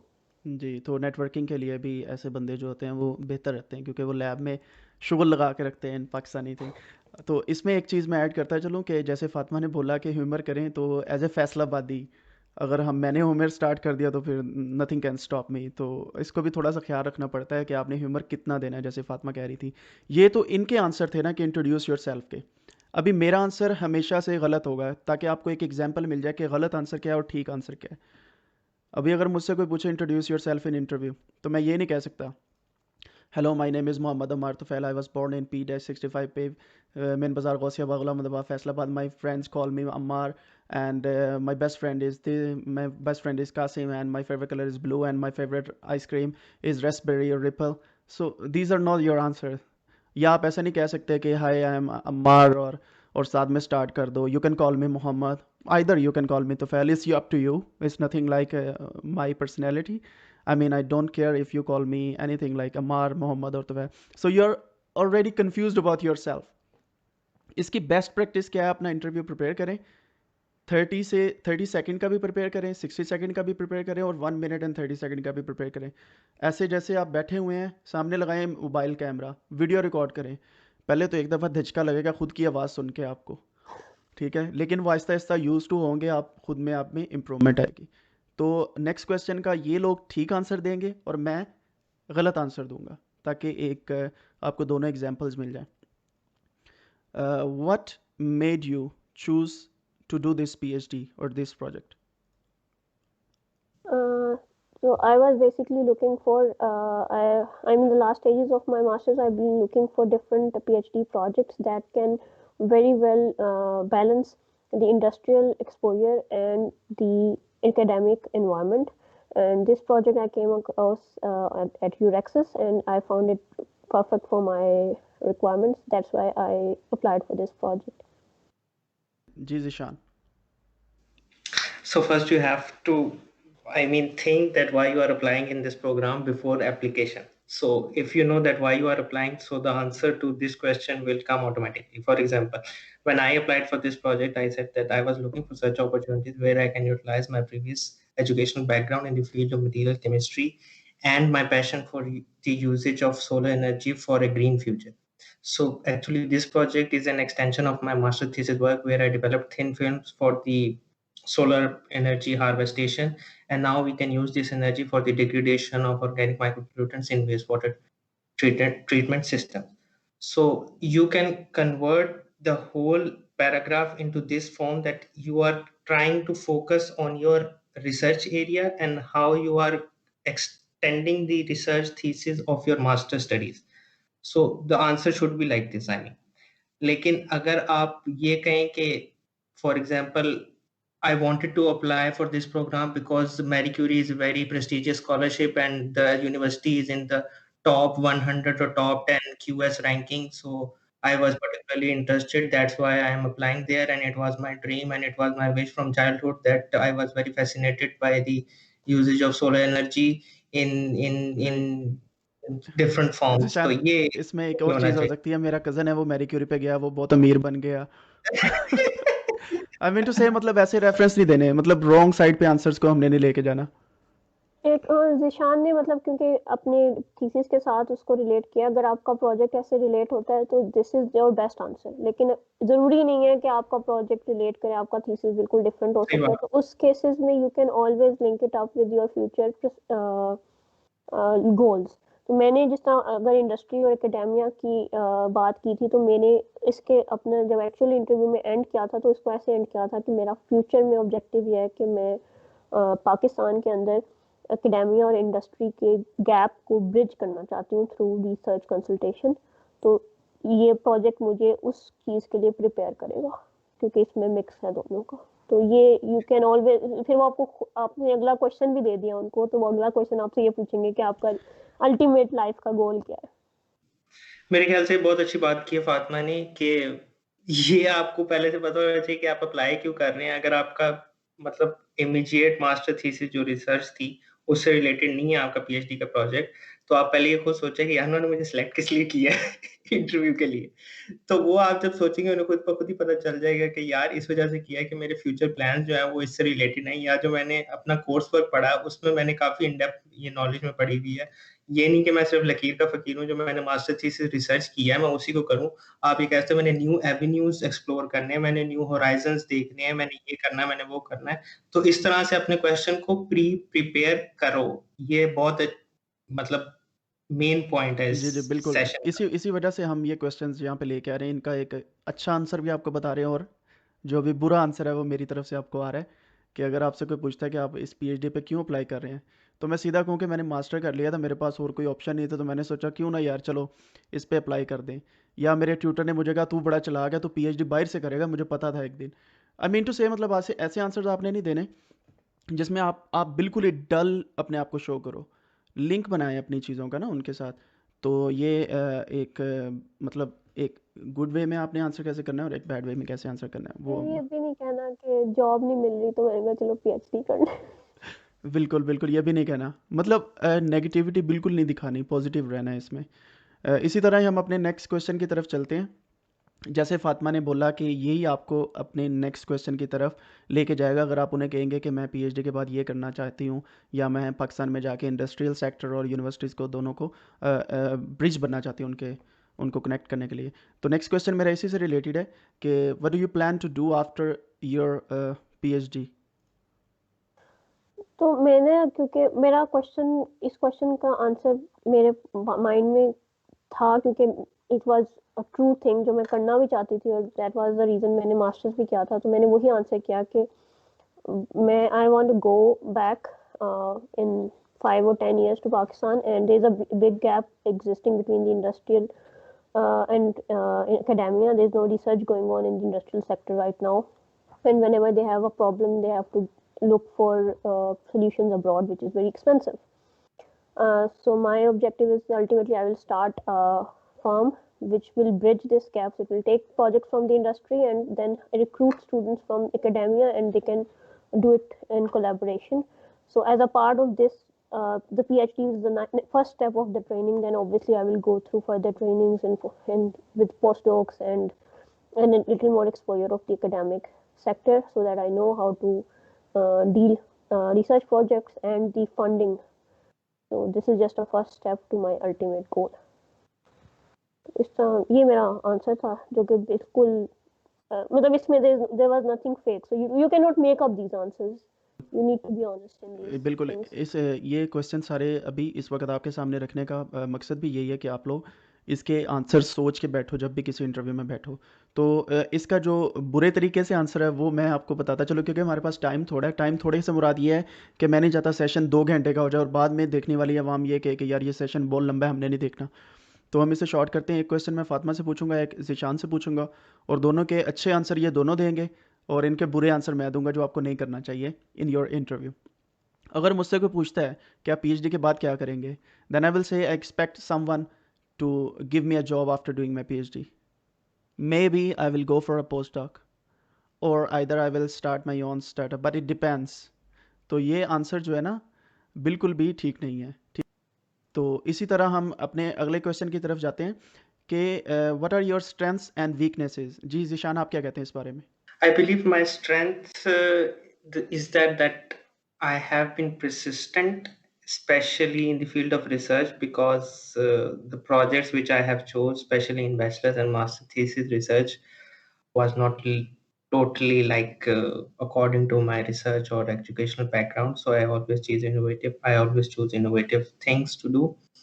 But the main thing I learned that research is not like like a sprint race. It's like a long marathon. So you have to be patient. You have to be persistent, and you have to be self-motivated, and you have to discuss the things with your peers, especially to have some collective wisdom through your group interaction, through your lab mates interaction, or through your supervisor interaction. And you are the only in the driving seat of this project, so you have to deal with it with the every problem. So I think self responsibility that I have learned from the project dealing, and also self motivation, persistence. So these are the main qualities, and the only thing the main weakness which I could say is that sometimes I'm a bit naive in a group discussion or in a group interaction, that I just behave like so goofy. So that is that I have to be more professional in dealing within the teams. So these are my main strength and weaknesses. इसमें एक चीज़ मैं add करूँगा positive जो है वो ये है कि आप ये भी कह सकते हैं कि जब भी कोई ग्रुप डिस्कशन होती है तो मैं थोड़ा सा क्रिटिकल हूँ। ये आपकी वीकनेस है, लेकिन असल में ये उनके लिए स्ट्रेंथ होगी, क्योंकि वो क्रिटिक करने वाले बंदे को पसंद भी करते हैं। लेकिन डिपेंड करता है आपके सामने कौन बैठा हुआ है। तो मेरे ख्याल से वीकनेसेस को डील करना बहुत मुश्किल है। वीकनेसेस के लिए आप पहले से तैयार हों, ये मैं आपको कहूँगा। वीकनेसेस को डील करना बहुत मुश्किल है, क्योंकि आपकी जो वीकनेस होती है आप उसके बारे में ऑनेस्ट तो होते हैं, लेकिन वो कभी-कभार वीकनेस ऐसी होती है कि यार अगला बंदा कहेगा कि यार ये इस बारे में वीक है तो इसको क्यों हम हायर करें? तो उसको आपने थोड़ा-सा एक बहुत अच्छे तरीके से मैनेज करना है। जी, जी, बिल्कुल, ये तो था इसका अच्छे वाला आंसर। और इसका जो बुरे वाला आंसर है या जो आपको नहीं करना चाहिए, according to my opinion, is that my greatest strength is that I have no weakness. तो मतलब ये भी नहीं है बिल्कुल कहना कि मैं बिल्कुल ही परफेक्ट हूँ। नो वरीड 100% परफेक्ट, कुछ ना कुछ आप में है ऐसा। फिर बाद में आप ये भी कह सकते हैं and my only weakness is that I have no strength. मतलब उनको पहेली में डाल दिया फिलोसफिकली। तो ये काम नहीं करना। बेसिकली अपनी वीकनेस और स्ट्रेंथ्स को जो है वो इस तरह डिफाइन करें, आपकी वीकनेस उनके लिए वीकनेस ना हो लेकिन आपके लिए हो। ठीक है, तो ये थोड़ा सा फिलोसफी की तरफ क्वेश्चन चला जाता है, लेकिन हम नेक्स्ट क्वेश्चन की तरफ मूव करते हैं। What are your short term and long term goals? जी फातिमा, आप क्या कहती हैं इस बारे में? तो लॉन्ग टर्म गोल्स तो मैंने पिछले आंसर में एक्सप्लेन कर दिए थे, तो शॉर्ट टर्म गोल्स को मैं एक्सप्लेन कर देती हूँ। तो my short term goal is basically to get myself aware of how like, because until master I've been in a studying environment, and this PhD will bring me a real research experience and environment. So my goal is to get myself used to this research environment and learn uh, to learn in a way that that can ultimately lead to be an independent researcher. and obviously I wanted to divide these 3 years of my PhD into shorter goals so that with the achievement of each milestone I can feel the motivation and I keep going on. में long term goals में ये आ जाता है, जैसे फातिमा ने कहा कि मैं फ्यूचर में एक ब्रिज बनना चाहती हूँ इंडस्ट्री और एकेडमिया के दरमियान, उनको कनेक्ट करने के लिए। तो ये एक लॉन्ग टर्म गोल है जो आफ्टर फिनिशिंग योर पीएचडी मतलब 5-7 साल लगेंगे उसको करने के लिए, या उससे ज़्यादा भी लग सकते हैं, जिसके लिए आप श्योर नहीं हो। ठीक है, तो आप इसको इस तरह डिफाइन करो कि आप उस पर पूरे कॉन्फिडेंट हो, क्योंकि ज़्यादातर मैरी क्यूरी पीएचडी प्रोजेक्ट्स जो होते हैं ना, वो इंडस्ट्री से रिलेटेड होते हैं। तो बेहतर ये है कि आप, बेस्ट आंसर तो मेरे ख्याल से ये होगा कि एकेडमिया और इंडस्ट्री को लिंक करने का कोई भी एक प्लेटफॉर्म जो है वो आप बना दो, या आप उसमें इंटरेस्टेड हो। जैसे काफ़ी प्रोफेसर्स ऐसे हैं जो इंडस्ट्री के साथ लिंक है, तो एक तो ये हो सकता है। सेकेंडली, जैसे फातिमा ने बोला कि आप लॉन्ग टर्म और शॉर्ट टर्म गोल्स में वो सारी चीज़ें मैं बता सकते हैं। तो इसका जो बुरा आंसर है वो ये हो सकता है कि मैंने पीएचडी ख़त्म करने के बाद घर जाना और मैंने रेस्ट करनी है। ठीक है, तो आप उनके लिए, उनके जो जितने भी प्रोजेक्ट में वो पैसे लगा रहे हैं ना, वो थोड़े से ज़ाया करने का सबब भी बन रहे हो, क्योंकि उनको बंदा वो चाहिए जो कंटिन्यूटी इसको, इस प्रोजेक्ट की आगे लेके चले, या दुनिया को फ़ायदा दे। ठीक है, तो ये चीज़ का ख्याल रखना है।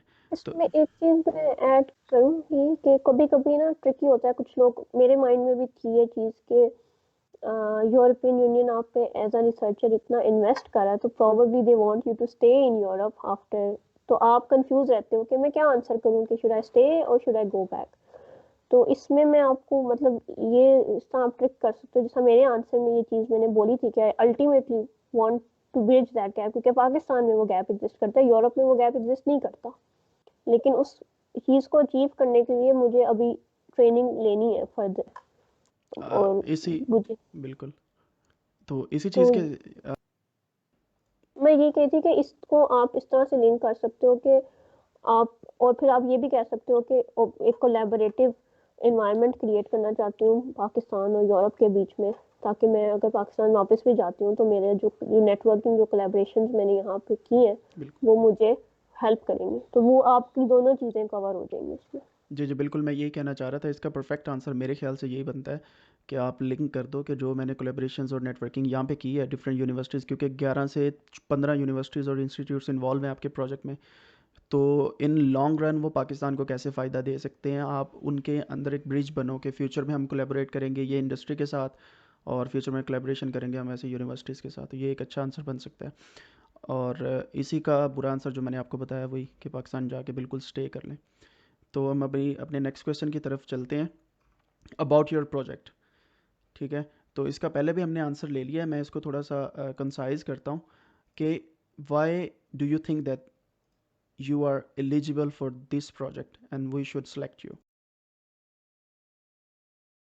मेरे ख्याल से इसमें आपका थोड़ा ट्रिकी है, वही फातिमा वाली बात कि आपने अप्लाई करते हुए क्या देखा था। अगर तो आपने रैंडमली अप्लाई किया था तो फिर आपको काफ़ी मुश्किल हो जाएगी, लेकिन अगर आपने सोच समझ के किया था ना, फॉर एग्ज़ाम्पल मैंने तो जिन प्रोजेक्ट्स के लिए अप्लाई किया था, क्योंकि मेरी पैशन है सोलर एनर्जी से रिलेटेड, तो वो सोलर एनर्जी से रिलेटेड थे, photo catalysis, photo catalytic material और इससे रिलेटेड। तो मैं उनमें ये कहता था कि I have passion and I have already changed my field from hardcore metallurgy towards the material chemistry, and then I want to focus on the field of solar energy and how I can contribute towards the field of solar energy by being an innovative player towards this field and giving sustainable solutions for a green future. So the educational background, the research skills which I have acquired, and plus the motivation which I have for this project is really essential to complete this project effectively and to solve the unsolved tricks or myths about the usage of solar energy, and the solar energy is really overhyped and blah blah blah. So you have to build your answer like this on solid foundation, that what are your research skills, what is your educational background, if it is not matched to the project you are applying, that how you are going to match them with your project. अब इसमें आप technicality के लिहाज से भी देख सकते हो और फ्यूचर प्लान्स के हिसाब से भी देख सकते हो, लेकिन मेरी टेक्निकलिटीज भी उससे थी और फ्यूचर प्लान्स भी था, तो मेरे ऑटोमेटिकली वो मर्ज हो गया था। लेकिन इसमें आपको देखना पड़ेगा कि आपका फ्यूचर प्लान के साथ वो है, या फिर आपका एजुकेशनल बैकग्राउंड के साथ है, या दोनों के साथ आपका वो सिनर्जी होके आपका एक कंप्लीट पैकेज बन रहा है। एक एक चीज मैं इसमें सॉरी मैं ऐड करना चाहती थी कि आई नो कि जब आप पीएचडी ढूंढ रहे होते हो तो आप थोड़े से ग्रीडी हो रहे होते हो और आप मैक्सिमम नंबर ऑफ एप्लीकेशंस चाह रहे होते हो कि आप थ्रो करो, लेकिन इट्स अ गुड थिंग। लेकिन फिर भी मैं ये कहती हूँ कि थोड़ा सिलेक्टिव आपको होना चाहिए एप्लीकेशन थ्रो करते वक्त भी, क्योंकि आप एक बहुत ज़्यादा टाइम इन्वेस्ट करते हो अपनी एप्लीकेशन प्रिपेयर करने के लिए, तो वो अपना टाइम इंटेलिजेंटली इन्वेस्ट करो, क्योंकि 3-4 साल आपने एक चीज़ पे काम करना है। अगर आपको इसमें इंटरेस्ट नहीं है तो आप पागल हो जाओगे, डिप्रेस हो जाओगे, छोड़ दोगे, यू विल नेवर सक्सीड। तो इट्स इम्पॉर्टेंट कि आप शुरू से ही अपना टाइम वेस्ट ना करो। Select the projects while applying carefully. इसी चीज़ से Yeah, I think you should select the exact niche of your research. I mean, whether you are going in materials research, materials chemistry, material science and engineering, or fundamental research or applied research. So first you have to define, and then you can shortlist among the different or particular subjects or research topics which have the projects available on UREX or wherever you are searching.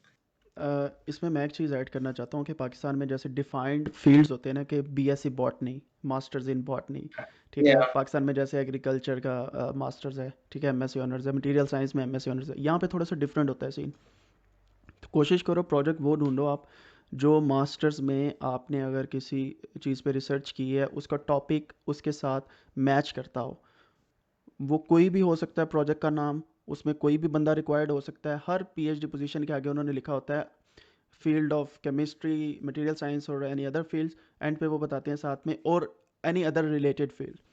सो दुनिया में किसी भी field में पढ़ा हुआ बंदा eligible होता है हर पीएचडी पोजीशन के लिए, लेकिन आपकी रिसर्च, आपका प्रीवियस एक्सपीरियंस जो है वो उसके साथ मैच करना ज़रूरी है। अगर वो मैच करता है फिर आप अप्लाई करें, अदरवाइज़ आप, जैसे फातिमा ने कहा कि काफ़ी लोग जो हैं वो बाद में डिप्रेशन का शिकार होते हैं, काम नहीं होता क्योंकि समझ नहीं आती कि प्रोजेक्ट को लेके कैसे चलना है फर्दर। मेरे पास एक एग्जांपल है, लिविंग एग्जांपल। एक प्रोजेक्ट के साथ हमारा कोलैबोरेशन हुई थी हमारे प्रोजेक्ट की, मैरी क्यूरी की। तो वो एक बंदा था, इंडियन था, मैं ये कह सकता हूँ, बाकी नाम नहीं मैं बता सकता। वो बंदा पीएचडी छोड़ गया था जर्मनी में, मैरी क्यूरी की पीएचडी। और लोग समझते हैं कि मतलब इतनी हाई सैलरी वो बंदा क्यों छोड़ गया। उसके रीज़न बिहाइंड यही थी कि उस बंदे का जो मेजर था वो इसके साथ मैच नहीं करता था, तो इस वजह से उसे छोड़नी पड़ी और इन्हें फर्दर एक नया बंदा रिक्रूट करना पड़ा उसकी जगह पे। और काफ़ी दफ़ा ये 3 महीने की प्रोबेशन के बाद आपको फायर भी कर देते हैं अगर आप उनकी जो है Yes. एक्सपेक्टेशन को मैच ना करो। तो ये मत सोचो कि पाकिस्तान में से आगे मैरी क्यूरी में और दैट्स इट, नहीं। मैंने पहले बताया कि ये एज ए रिसर्चर आपको रिक्रूट करते हैं और उसके बाद 3 महीने की प्रोबेशन पीरियड होता है। आपको चेक करते हैं कि आप काम कर सकोगे, आपको एक्सेस करते हैं, उसके बाद आपको प्रोबेशन पीरियड जो है ख़त्म होती है। खैर ये टॉपिक दूसरी तरफ जा रहा है, इसको हम डिटेल में बाद में डिस्कस करेंगे। इस चीज़ का आंसर जैसे अभी ज़िशान ने बताया कि ख़ुद को मार्केट करना चाहिए, अपनी यूनिकनेस देखो। अगर आपके कैलिबर के 5-6 बंदे हैं ना और उनके पास इंटरव्यू में या 3 बंदे हैं, तो आप कैसे यूनिक हो? तो अपने आप को एक्सेस करो, अपने आप को एवेल्यूएट करो, अपने आप को देखो कि मेरे में क्या यूनिकनेस है। क्या आपने कभी कोई वर्कशॉप अरेंज करवाई है? क्या आपने कभी कोई किसी एक्स्ट्रा करिकुलर एक्टिविटी में पार्टिसिपेट किया है? क्या आप में लीडरशिप स्किल्स हैं? लीडरशिप स्किल्स नहीं है, क्या आपने कभी कोई ट्रिप अरेंज करवाया? कुछ भी यूनिवर्सिटी में ऐसा काम किया है जो यूनिकनेस के ज़ुमरे में आता है, आप उसे ऐड करो और वहाँ पे मेंशन करो। वो चीज़ आपको फ़ायदा देगी। रिसर्च से रिलेटेड तो होगा ही, क्योंकि ज़ाहिर बात है जो बंदे इंटरव्यू में सेलेक्ट होते हैं ना, वो रिसर्च कैलिबर पे पूरे उतर रहे होते हैं उनके। 3 बंदे जो सेलेक्ट होते हैं, तो इस वजह से बेहतर यह है कि अपनी यूनिकनेस को डिफ़ाइन करके वहाँ पे प्रेजेंट करो।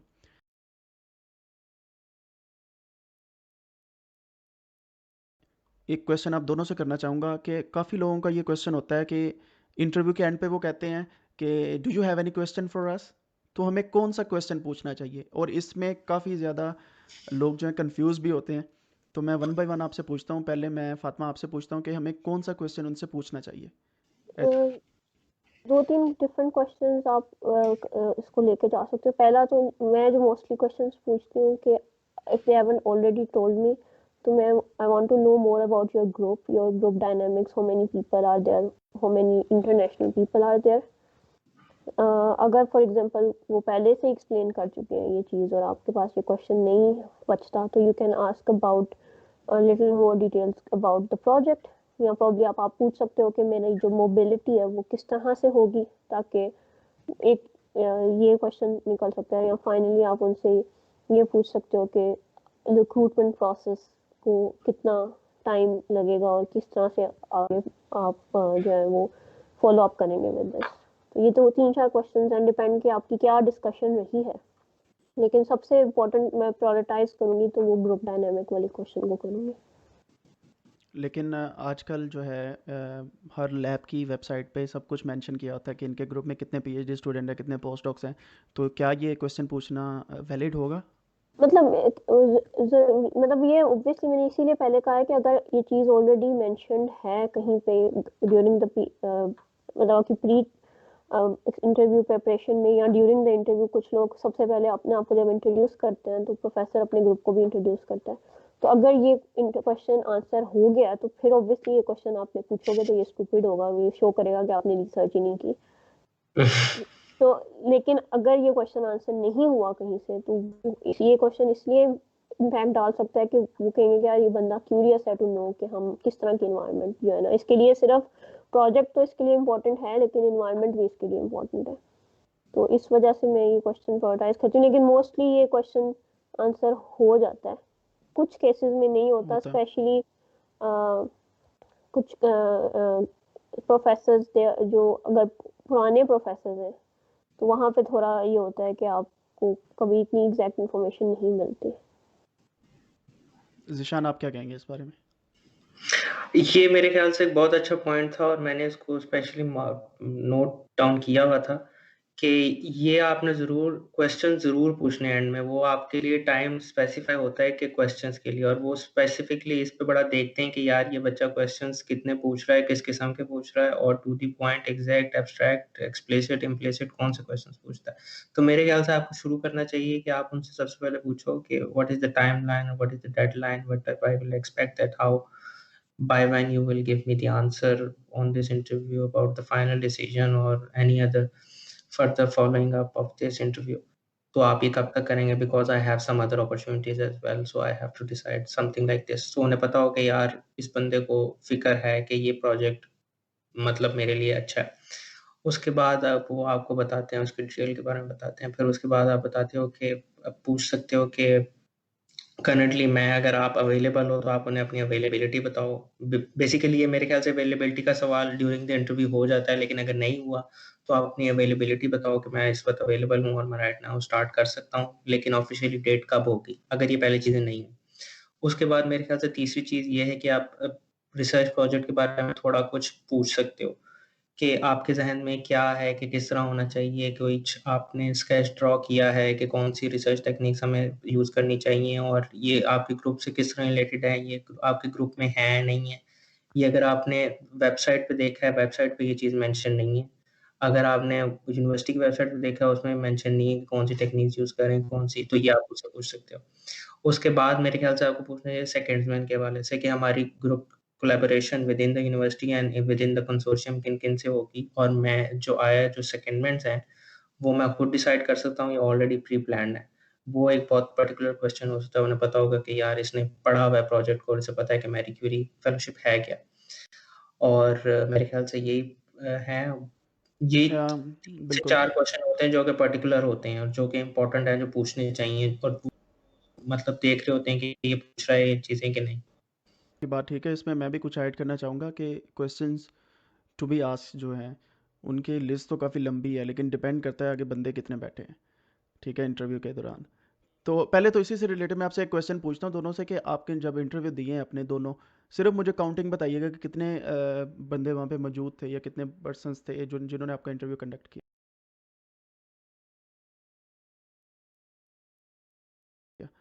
जी फातिमा।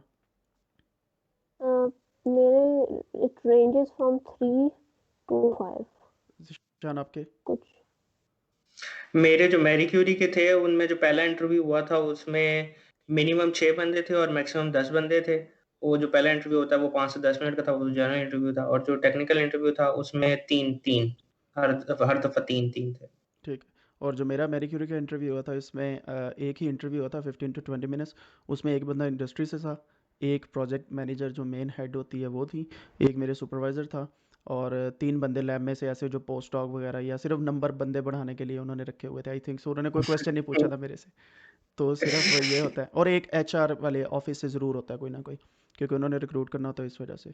तो जो लिस्ट है क्वेश्चन की वो मैं यहाँ पे आपको बता देता हूँ जो आपको पूछने चाहिए मेरे ख्याल से। ये जो भी हम पूरा सेशन कर रहे हैं ये हमारे ओपिनियंस हैं, इसको पत्थर पे लकीर नहीं गिनना डिस्क्लेमर आपने। लगा देंगे। बिल्कुल, पत्थर पे लकीर ना डिस्क्लेमर लगा समझे। देंगे, ये नहीं कि अगर आपने ये चीजें कर ली है तो आपकी शो शॉर्ट हो जाएगी। बिल्कुल, लेकिन ये आपको हेल्पफुल हो सकती हैं क्योंकि रिसेंटली पिछले तकरीबन कोई 15 से 20 दिनों के दौरान कोई 3-4 बंदों को इंटरव्यू के लिए मतलब कॉल पे हम लोगों ने बताया, उन्हें थोड़ा बहुत उनकी प्रैक्टिस करवाई है और मॉक इंटरव्यूज़ भी लिए हैं। तो इसी वजह से ये आइडिया था कि हम इसका इसका एक सेशन करवाएं। तो जो क्वेश्चंस हैं सबसे पहला ये है, what will be the supervision arrangements for the project. आप पूछ सकते हो कि मेरे सुपरवाइज़र आप तो हैं ही, उसके अलावा कौन कौन होंगे मेरी सुपरवाइजरी कमेटी में, ठीक है। ये एक क्वेश्चन है जो आप पूछ सकते हैं। फिर आप ये पूछ सकते हैं कि इस पीएचडी के दौरान कौन कौन से कोर्सेज और ट्रेनिंग्स जो हैं वो कंडक्ट करवाई जाएंगी, जिसका आपको काफ़ी फ़ायदा होगा। और ये वो क्वेश्चन आपसे भी पूछ सकते हैं कि आप कौन कौन सी ट्रेनिंग चाहते हैं पीएचडी में। अगर वो क्रॉस क्वेश्चन आपसे कर दें तो ये नहीं आपने कहना कि मैं इंटरव्यू देने में ठीक नहीं हूँ, इंटरव्यू ट्रेनिंग आप देते हैं यहाँ पे। मतलब आप इंटरव्यू में या पीयर हैं तो ये बात नहीं आपने करनी। मतलब टेक्निकली कुछ चीज़ अपने माइंड में रखें कि मुझे ये ट्रेनिंग चाहिए। फॉर एग्जांपल अगर आप आर स्टैटिस्टिक्स आजकल काफ़ी इन है हर फील्ड में, आर प्रोग्रामिंग तो उसकी ट्रेनिंग है, ये ऐसी 3-4 ट्रेनिंग्स जो हैं वो अपने माइंड में रखें। तो इसके बाद आप पूछें उनसे, will I have opportunity to teach present और पब्लिश। पब्लिश तो जारी बात है प्रोजेक्ट में होता ही है, लेकिन काफ़ी ऐसी चीज़ें होती हैं मतलब इंडस्ट्री से रिलेटेड अगर प्रोजेक्ट है ना आपका, तो पेटेंट्स के ऊपर वो ज़्यादा तवज्जो देते हैं। मेरे केस में यही है, मेरी अभी तक पीएचडी में से पब्लिकेशन इसी वजह से नहीं आ रही, पेटेंट्स का चक्कर होता है। तो ये आपको पूछ लेना चाहिए डिपेंडिंग ऑन योर सिचुएशन। फिर आगे ये क्वेश्चन आता है, जैसे पहले भी कहा गया कि आप पूछें उनसे कि आपके पास पीएचडी स्टूडेंट्स और पोस्ट डॉक स्टूडेंट्स कितने हैं लैब में। तो लैब ज़्यादा क्राउडेड वगैरह तो नहीं है। इसका ये एज ये होता है इस क्वेश्चन को पूछने का, आपको पता चल जाता है कि आपके कोलीग्स कितने हैं, ठीक है। और आप पूछ सकते हैं कि फंडिंग अरेंजमेंट, ख़ास तौर पे मैरी क्यूरी के बारे में एक बहुत इंपॉर्टेंट क्वेश्चन ये है कि मैरी क्यूरी की फंडिंग डिफरेंट कंट्रीज़ में सिर्फ 3 साल के लिए होती है। अगर आपकी पीएचडी 3 साल से एक्सटेंड करती है ना, तो ये मसला होता है, आपकी फ़ंडिंग रुक जाती है और आपने ख़ुद मैनेज करना होता है। तो बेहतर ये आप उनसे पूछ लें कि 4th ईयर आप कैसे जो है वो हमारा मैनेज करेंगे फ़ंडिंग में। फिर आप ये भी उनसे, एक मोस्ट इम्पॉर्टेंट क्वेश्चन ये भी हो सकता है कि आया कि फ्यूचर में हमारी लैब या हमारी यूनिवर्सिटी कोई कॉन्फ्रेंस, कोई वर्कशॉप या कुछ ऐसा कंडक्ट करवा रही हैं। उसका फ़ायदा ये होगा कि अगर आप में थोड़ी बहुत मैनेजरियल स्किल्स हैं तो आप उसका पार्टिसिपेट उसमें पर पार्ट कर ले सकते हैं। तो ये थे जी हमारे क्वेश्चन। आई आपके कुछ थिंक फाइनल कमेंट्स हैं प्लीज तो मैं बोलें। और ऐड करना चाहती हूँ। आजकल क्योंकि कोविड की सिचुएशन है तो एक बहुत इंपॉर्टेंट क्वेश्चन आप ये पूछ सकते हैं कि करंट सिचुएशन में how are you managing research work. तो वो ताकि आपको ये कुछ कंट्रीज में ऑफिशियली अब जिस तरह जर्मनी में लॉकडाउन है और एक्सटेंड हो रहा है बार बार, तो आप बता देंगे आपकी लैब अरेंजमेंट्स क्या हैं, मुझे कितना टाइम अलाउड होगा, क्या सिस्टम है। क्योंकि जिस तरह फॉर एग्जांपल मेरी लैब में you have to book slots and you have limited time, तो आपको ये चीज़ें you can ask these questions these days. हाँ, मेरे ख्याल से मैं भी इसमें ऐड करना चाहूँगा। पर्टिकुलर सिचुएशन में जो कि करंट सिचुएशन चल रही है कोविड की वजह से, आप उसमें एक ये पूछ सकते हैं कि आप मैनेज किस तरह कर रहे हैं, और दूसरी बात ये पूछ सकते हैं कि ये कोविड की वजह से डिलेज आ रही हैं एडमिनिस्ट्रेटिव प्रोसेसेस में, एम्बेसीज में, ये वो अपॉइंटमेंट्स नहीं मिल रही। तो is there any possibility I can start my contract और I can start my research और at least the literature work officially by working remotely. बेशक आप पाकिस्तान में हो या फिर आप यूरोप में हो, लेकिन अगर आप ये पूछ लें कि मैं अपना कॉन्ट्रैक्ट जो है वो रिमोटली स्टार्ट कर सकता हूँ या नहीं स्पेसिफिकली, तो वो एक अच्छी चीज़ होगी। उन्हें पता होगा कि यार ये भी अपनी चीज़ देखनी है। ये मेरे ख्याल से उन्हें भी एक हिंट जाएगी, क्योंकि मोस्टली सुपरवाइजर्स को ये बात पता नहीं होती क्योंकि वो सारी चीज़ें एचआर पे छोड़ देते हैं। तो उन्हें भी पता चल जाएगा कि यार क्या सीन है। जी बात आपकी ठीक है। आजकल ये भी क्वेश्चन इन है, सभी इंटरव्यू 19 को कैसे मतलब गुजारा, प्रोडक्टिव था, अनप्रोडक्टिव था, आप डिप्रेशन में गए, आपने कैसे डील किया या कुछ भी था। तो अक्सर मैं आजकल ये भी मतलब जो गाइडलाइन लेते हैं पर्सनली भी 1-to-1, उनको ये सजेस्ट करता हूँ कि मोटिवेशन लेटर में भी एक लाइन ऐड करें कि आपने कोविड-19 में क्या क्या अचीव किया। नेगेटिविटी तो हर तरफ फैली हुई है, लेकिन आपने अचीव क्या किया, क्या आपने कोई पब्लिकेशन लिखी, क्या आपने कोई रिसर्च आर्टिकल लिखा या कोई रिव्यू आर्टिकल लिखा, या आपने कोई स्टैटिस्टिकल स्किल्स सीखी या ऑनलाइन कोर्सेज देखे, तो ये आप देख सकते हैं। इसमें इंटरव्यू में अगर आपसे क्वेश्चन पूछा जाए कि कोविड-19 को कैसे मैनेज किया, तो मेरा बेस्ट आंसर जो देने का तरीकाकार ये मैं आपको सजेस्ट करूँगा होना चाहिए कि आप जब इंटरव्यू के लिए अपीयर होते हैं तो आपको 15 से 20 दिन दिए जाते हैं। मीनवाइल आप कोई कोर्स कर लें उससे रिलेटेड, कोर्सेरा पे फ्री कोर्सेज पड़े हुए हैं, ज़रूरी नहीं कि सर्टिफिकेट आपके पास होना चाहिए। कोई एक आधा कोर्स कर लें उसी फील्ड से रिलेटेड, और आप ये शो कर सकते हैं कि मैंने को ट्रेनिंग्स ली ऑनलाइन, बेशक एक ही हो, लेकिन आपका एक पॉजिटिव इमेज जाएगा। तो ठीक है, इसी के साथ ही हम अब भी क्वेश्चंस लेते हैं। क्वेश्चंस लेने के दौरान कुछ टिप्स जो हैं हम बिल्कुल ही नॉन टेक्निकल किस्म की आपको देते हैं।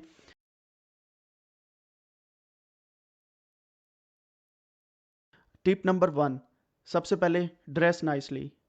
ठीक है, जैसे फातिमा ने पहले बताया कि, और ज़िशान ने भी ये बात हाईलाइट की कि ऑल्दो आप ऑनलाइन अवेलेबल हैं, मतलब कैमरा के सामने देख के फिर आप बातचीत कर रहे हैं, तो आपका जो ड्रेस है वो नाइस होना चाहिए। ये ना हो कि मतलब टी शर्ट पहनी हुई है और ब्लैक कलर के ऊपर से कोटेशन ऐसी लिखी हुई है कि I don't have any fear from any one, कुछ ऐसा भी ना हो कि जो बिल्कुल भी आउट ऑफ द वे चला जाए आपको लेके। सेकेंडली ज़रूरी है, अभी जैसे आप मेरी तरफ देख रहे होंगे, क्योंकि मैं सॉफ्टवेयर भी मैनेज कर रहा हूँ, रोल कर रहा हूँ, तो मेरी आंखें बार बार इधर जा रही हैं। लेकिन आप लोगों को जब इंटरव्यू हो तो बिल्कुल कैमरे के लेंस के अंदर देख के आपने आंसर देना है। यही समझना कि वो बंदा जो है ना लेंस के अंदर बैठा हुआ है। ठीक है, तीसरी टिप ये है कि आपने सारे क्वेश्चंस प्रिपेयर करके उनको रटना नहीं है, उनके कॉन्सेप्ट क्लियर करने हैं अपने माइंड में। ठीक है, और इसके अलावा आप कोई टिप देना चाहें दोनों? एक एक टिप ये है कि बैकग्राउंड आपका जो है ना वो क्लियर होना चाहिए। कोई भी ऐसी चीज़ जो अटेंशन ग्रैब्स करे या आपसे अटेंशन हटाए वो बैकग्राउंड में नहीं होनी चाहिए। तो आई विल ऑलवेज सजेस्ट कि प्लेन बैकग्राउंड रखें। ड्रेसिंग में कोई चीज़ ऐसी, मतलब कोई कलर ऐसा नहीं पहनना आपने जो बहुत ज़्यादा वो हो, या अगर यू आर अ गर्ल तो ज्वेलरी सिलेक्शन या बहुत ज़्यादा मेकअप करके आपने इंटरव्यू देने नहीं बैठना। Keep it simple and keep it clean. बिल्कुल, और इसकी एग्जांपल मैं ऐसे दूंगा कि ये मेरे पीछे रेड चेयर आपको नज़र आ रही है, अटेंशन ग्रैब कर रही थी। ठीक है, तो इस तरह काफ़ी चीज़ें ऐसी होती हैं जो आपकी आपकी तरफ से अटेंशन ले जाती हैं दूसरी साइड पे। अभी जैसे मैं माइक यूज़ कर रहा हूँ, तो ज़ाहिर बात है अभी लाइव सेशन के लिए तो ठीक है, अदरवाइज़ अगर मैं इंटरव्यू दे रहा हूँ ऐसा नहीं होना चाहिए, बिल्कुल भी आउट ऑफ द फ्रेम हो ये। ठीक है, और मतलब आप ये ना हो कि बैठे बैठे कभी ऐसे हो रहे हैं, कभी ऐसे हो रहे हैं कि आप कंफर्टेबल नहीं हैं। ठीक है, साथ में आप मतलब पानी तो पी सकते हैं, लेकिन बार बार सिप लेना कॉफ़ी का या चाय के, तो ये काम नहीं ठीक। फिर इसके अलावा जी जी। मतलब और हमेशा जो है ना आप अपनी कॉल से पहले किसी दोस्त को या किसी घर में किसी के साथ एक दफ़ा स्काइप है या जूम है, जो भी सॉफ्टवेयर है, क्योंकि different university different software use करती है, उसको टेस्ट करें। ये ना हो कि आप इंटरव्यू से 15 मिनट पहले डाउनलोड कर रहे हैं सॉफ्टवेयर। तो इसको हमेशा टेस्ट करें, अपनी माइक को, अपनी आवाज़ को, कि क्लैरिटी है या नहीं है। तो वो बिल्कुल बहुत इम्पोर्टेंट है। बिल्कुल, और मैं सजेस्ट करूंगा कि आप एक माइक 20 से 40 या 80 रुपए का आता है, वो टिकटॉक वाले लगा के फिरते हैं आजकल, काफ़ी बच्चों के पास है वो। तो वो एक आधा माइक वैसा ज़रूर लें इंटरव्यू के दौरान, वो इसे कॉलर के साथ अटैच कर लें, आपकी वॉइस क्लियर कट जाएगी उनके पास। लेकिन आपको पता हो कि उसे यूज़ कैसे करना है स्काइप के अंदर, ये ना हो कि आप माइक लगा लें, ना उसकी आवाज़ जाए, ना जो लैपटॉप वाला माइक है उसकी जाए। और जी ज़ीशान, आप कुछ कहने लगे थे? मेरे ख्याल से सबसे पहली तो टिप ये है कि आप प्रैक्टिस करें, मॉक इंटरव्यूज अपने दोस्तों के साथ स्पेशली करें, क्योंकि वही आपकी गलतियों को बता सकते हैं। अपनी गलतियां आइडेंटिफाई करें मॉक में और उनको बेटर करने की कोशिश ज़्यादा से ज़्यादा करें। दूसरी बात ये है कि आपका जो एनवायरनमेंट है ड्यूरिंग द इंटरव्यू बड़ा पीसफुल, काम और क्लीन होना चाहिए। स्पेशली लाइटिंग आपकी सही होनी चाहिए, आपकी फेस पे लाइट पड़ रही हो, ये नहीं हो कि आपका पीछे जो है वो ब्राइट, वो लैपटॉप की तरफ आपका ब्राइट हो और आप जो है वो डार्क में बैठे हो।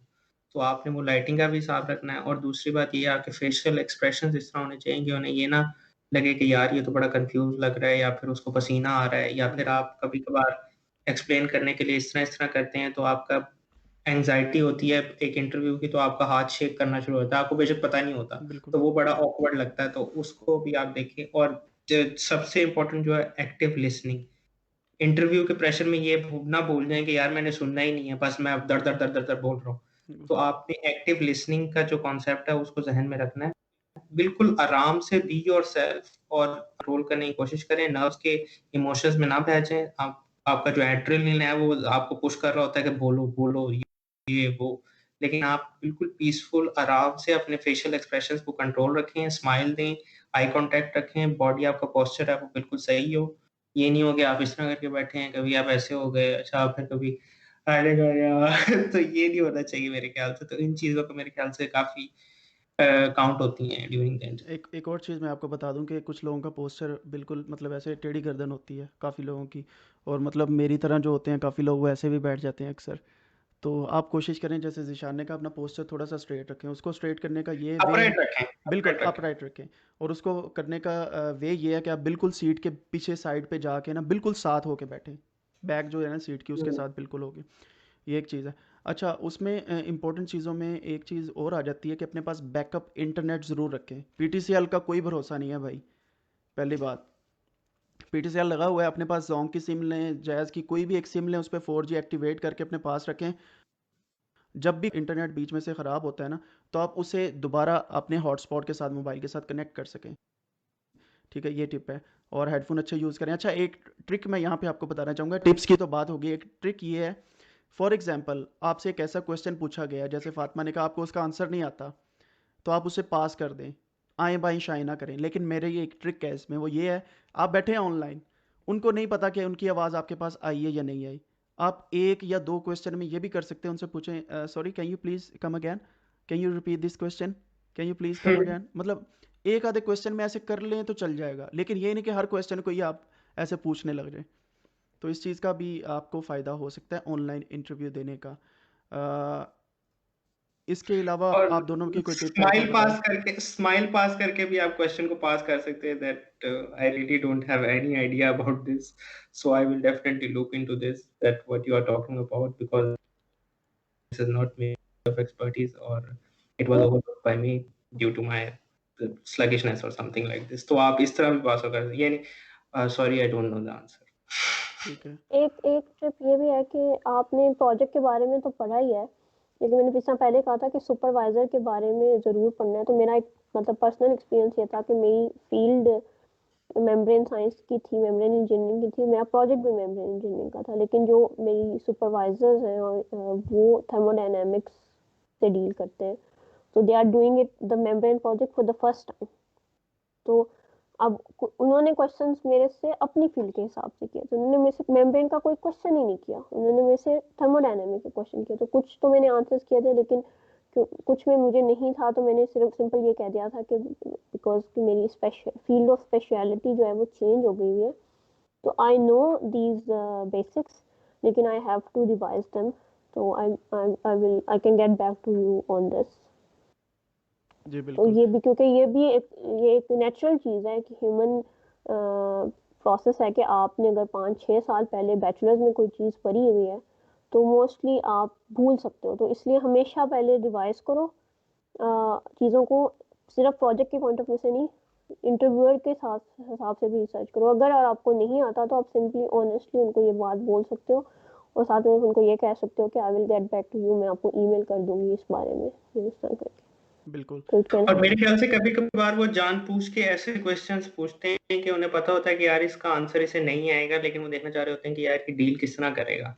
क्योंकि मोस्टली कॉन्फ्रेंसेस में ये होता है कि इस तरह के ऊट-पटांग क्वेश्चंस आपसे पूछे जाते हैं जिनका बिल्कुल ताल्लुक नहीं होता, लेकिन बस लोग नंबर बनाने के लिए पूछते हैं। तो वो ये चीजें देखना चाहते हैं कि वो किस तरह आप टैकल करते हो। बिल्कुल ठीक है, अभी हमारे पास क्वेश्चंस आ रहे हैं, हम उन्हें वन बाय वन देखते हैं। हाँ, अ, मेरे ख्याल से तो बिल्कुल टाइम काफ़ी हो रहा है। तो रना हमज़ा खालिद का क्वेश्चन है यूरेक्सिस से रिलेटेड और मैरी क्यूरी पीएचडी पोजीशन से रिलेटेड। भाई मैंने डिस्क्रिप्शन में सारी वीडियोस के लिंक दे दिए हैं, काइंडली आप वो देखें, आपको हर एक क्वेश्चन का आंसर वहाँ पे मिल जाएगा। और Marie Curie PhD positions mostly जो हैं अप्लाइड होती हैं। अप्लाइड से मुराद है इंडस्ट्री लिंक होती है, बहुत कम सिनेरियो में होता है कि बेसिक साइंस की पोजीशंस हों। तो ये भी आपके क्वेश्चन का आंसर है। फिर अगला क्वेश्चन है कि मैं टर्की, पोलैंड और रशिया में एरिस्मस पे हूँ, क्या मैं अपने मास्टर्स के दौरान ही मैरी क्यूरी पोजीशंस को ग्रैब कर सकता हूँ कि नहीं? आप में से कोई इसका आंसर देना चाहे। Definitely you can. जब मैंने पीएचडी के लिए अप्लाई किया था, तो मैं अपना मास्टर थीसिस मतलब अपना 4th सेमेस्टर में थी, अपना थीसिस लिख रही थी।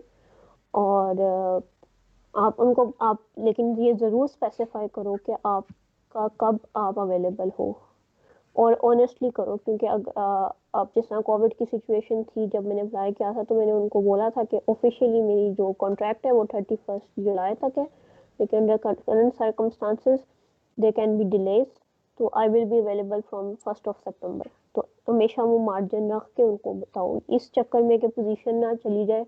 कभी भी ऐसी चीज़ कमिट नहीं करो जो आप नहीं दे सकते हो। हाँ, मेरे ख्याल से हमेशा ऑनेस्ट होना चाहिए और सबसे बेहतरीन टिप तो ये है कि आप अपना जो मास्टर थीसिस है उसके दौरान ही शुरू कर दो। स्पेशली सेकंड मंथ में आप जो है वो हंट डाउन शुरू कर दो और अप्लाई करना शुरू कर दो और आप बताओ कि मैं अपना मास्टर थीसिस रिसर्च कर रहा हूँ और मेरी जो है कंप्लीशन होगी अगस्त में बेसिकली होती है। तो आपको वो अपॉर्चुनिटीज मिलती भी हैं, शॉर्ट लिस्टिंग भी होती हैं और मेरे ख्याल से मेरे प्रोग्राम में जितने थे 90% लोगों को within the master thesis research internship उन्हें पोजीशंस मिल गई थी। तो ये तो एक बड़ा कॉमन है, specially if you are on Erasmus और आप यूरोप में हो, तो ये तो बहुत कॉमन चीज़ है। ठीक। तो अभी एक और क्वेश्चन ये था कि रिसर्च प्रोफाइल कितना स्ट्रांग होना चाहिए। Can we apply with only thesis experience because due to pandemic कहीं इंटर्नशिप नहीं कर पाए। जी। तो किस फर्स्ट, चीज़ की इंटर्नशिप? मास्टर्स के बाद वो कह रहे हैं कि कहीं इंटर्नशिप नहीं हो पाई, हमारे पास कोई एक्सपीरियंस नहीं है। तो आपको क्या लगता है कि रिसर्च एक्सपीरियंस ज़रूरी है मैरी क्यूरी के लिए? आपका मास्टर थीसिस अगर रिसर्च वाला है तो वो एक्सपीरियंस काफ़ी होता है। ऑब्वियसली अगर आपकी कोई पब्लिकेशन है तो that is an additional edge. तो लेकिन इसका ये मतलब नहीं है कि आप अप्लाई ना करो, क्योंकि हो सकता है कि आप ऐसे प्रोजेक्ट में अप्लाई कर रहे हो जहाँ पे एप्लीकेशन सारे एप्लीकेंट्स ही सेम लेवल पे हैं। तो ऑब्वियसली फिर वो आपकी मास्टर थीसिस से ही आपको जज कर लेंगे। और कभी कभी ऐसी पब्लिकेशन जो कि डायरेक्टली आपके प्रोजेक्ट से रिलेटेड नहीं है लेकिन आपके पास है, आप उसको मेंशन कर सकते हो जस्ट टू टेल देम कि मेरा रिसर्च राइटिंग और एकेडमिक राइटिंग का एक्सपीरियंस है, even though the publication is not directly related. यार आपको ट्रिक्स आनी चाहिए मेरे ख्याल से कि आप किस तरह मैनेज करते हो। फॉर एग्जांपल अगर आपका बहुत बड़ा गैप है, आप 6-7 महीने का गैप है, तो आप ये नहीं सिंपली लिख सकते कि मैं कुछ भी नहीं कर रहा, मैं फारिग बैठा हूँ, बस मैं अप्लाई कर रहा हूँ। ठीक है, आप ये लिखोगे मैं अप्लाई कर रहा हूँ। अगर आपको जॉब नहीं कर रहे तो आप ये लिख सकते हो कि एटलीस्ट मैंने जहाँ से अपना मास्टर थीसिस रिसर्च किया था मैं उधर जाके वॉलंटियर रिसर्च में कंट्रीब्यूशन दे रहा हूँ, वहाँ पे रिसर्च कर रहा हूँ, मैं इसी टॉपिक को आगे लेके चल रहा हूँ। तो आप इस तरह करके थोड़ी सी कर सकते हो ताकि उन्हें पता हो कि यार ये सिर्फ बाहर जाने के चक्करों में नहीं है, ये रिसर्च से वाक़ई रिलेट होना चाहता है, उसमें कंट्रीब्यूट करना चाहता है। तो अपनी मोटिवेशन आपने इस तरह ज़ाहिर करनी है। और मेरे ख़्याल से आपने हमेशा अप्लाई करना चाहिए अगर आपके मिनिमम जो क्वालिफ़िकेशन, मिनिमम एलिजिबिलिटी क्राइटेरिया आपका मीट हो रहा है, तो आप अप्लाई लाज़मी करें with full motivation. You never know that you can be accepted and you can get an interview call. तो विद फुल मोटिवेशन करें, कभी भी ये ना करें कि यार मेरी तो ये चीज़ से मिलती नहीं है, मेरे पास रिसर्च पब्लिकेशन नहीं है, कुछ नहीं है। मैंने अभी तक कोई रिसर्च पब्लिकेशन नहीं की, सिर्फ पोस्टर प्रेजेंटेशन थी, लेकिन मैंने उन चीज़ों को प्रेजेंट इस तरह किया कि मैंने राई को पहाड़ बना के पेश किया, जो कि एक बहुत बड़ी ट्रिक होती है कि आप प्रेजेंट किस तरह कर रहे हैं अपनी चीज़ों को। तो आपको वो ट्रिक्स आनी चाहिए। कभी कभार आपकी रिसर्च पब्लिकेशंस भी आपको इतना फायदा नहीं देती अगर आपको आप पता ही नहीं है कि उन्हें प्रेजेंट किस तरह करना है। एक और क्वेश्चन आया कि जहाँ से आपने मास्टर किया वो यूनिवर्सिटी की जो रैंकिंग है वो मैरी क्यूरी पोजीशन की सिलेक्शन में इफ़ेक्टिव है कि नहीं? कोई इफेक्टिव इतनी ज़्यादा नहीं है। फॉर एग्जांपल आपको एज ज़रूर मिलता है अगर आपकी बहुत टॉप क्लास यूनिवर्सिटी है, लेकिन आप what matters is your research, is your profile, is your research aptitude, is your education background and your personal performance excellence जो आपने की है विद इन योर पैरामीटर्स। तो ज़रूरी नहीं है कि अगर आपने टॉप 50 यूनिवर्सिटीज़ में पढ़ा हुआ है और अगर आपकी कोई रिसर्च प्रोफाइल ही नहीं है और अगर आपने प्रेज़ेंट ही अच्छे तरीके से नहीं किया तो आप कभी नहीं रखेंगे। It depends only and only on you. QS ranking या जो भी वर्ल्ड रैंकिंग का है, मेरे ख्याल से मोर देन 5% और लेस देन 5% मेरे ख्याल से इसका होगा अगर वो देखना चाहें तो। उसके अलावा कुछ नहीं है, ना आपको मेंशन करने की ज़रूरत है मेरे ख्याल से। ये काफ़ी मैं चीप हरकत मुझे लगती है। मैं आपको एक बात बताता हूँ। एक रिसेंट स्टूडेंट है यूके में, उनका एडमिशन हुआ है यूके यूके आरआई के अंडर पीएचडी में। वो यूनिवर्सिटी ऑफ एग्रीकल्चर फैसलाबाद से पढ़े हुए हैं, ठीक है।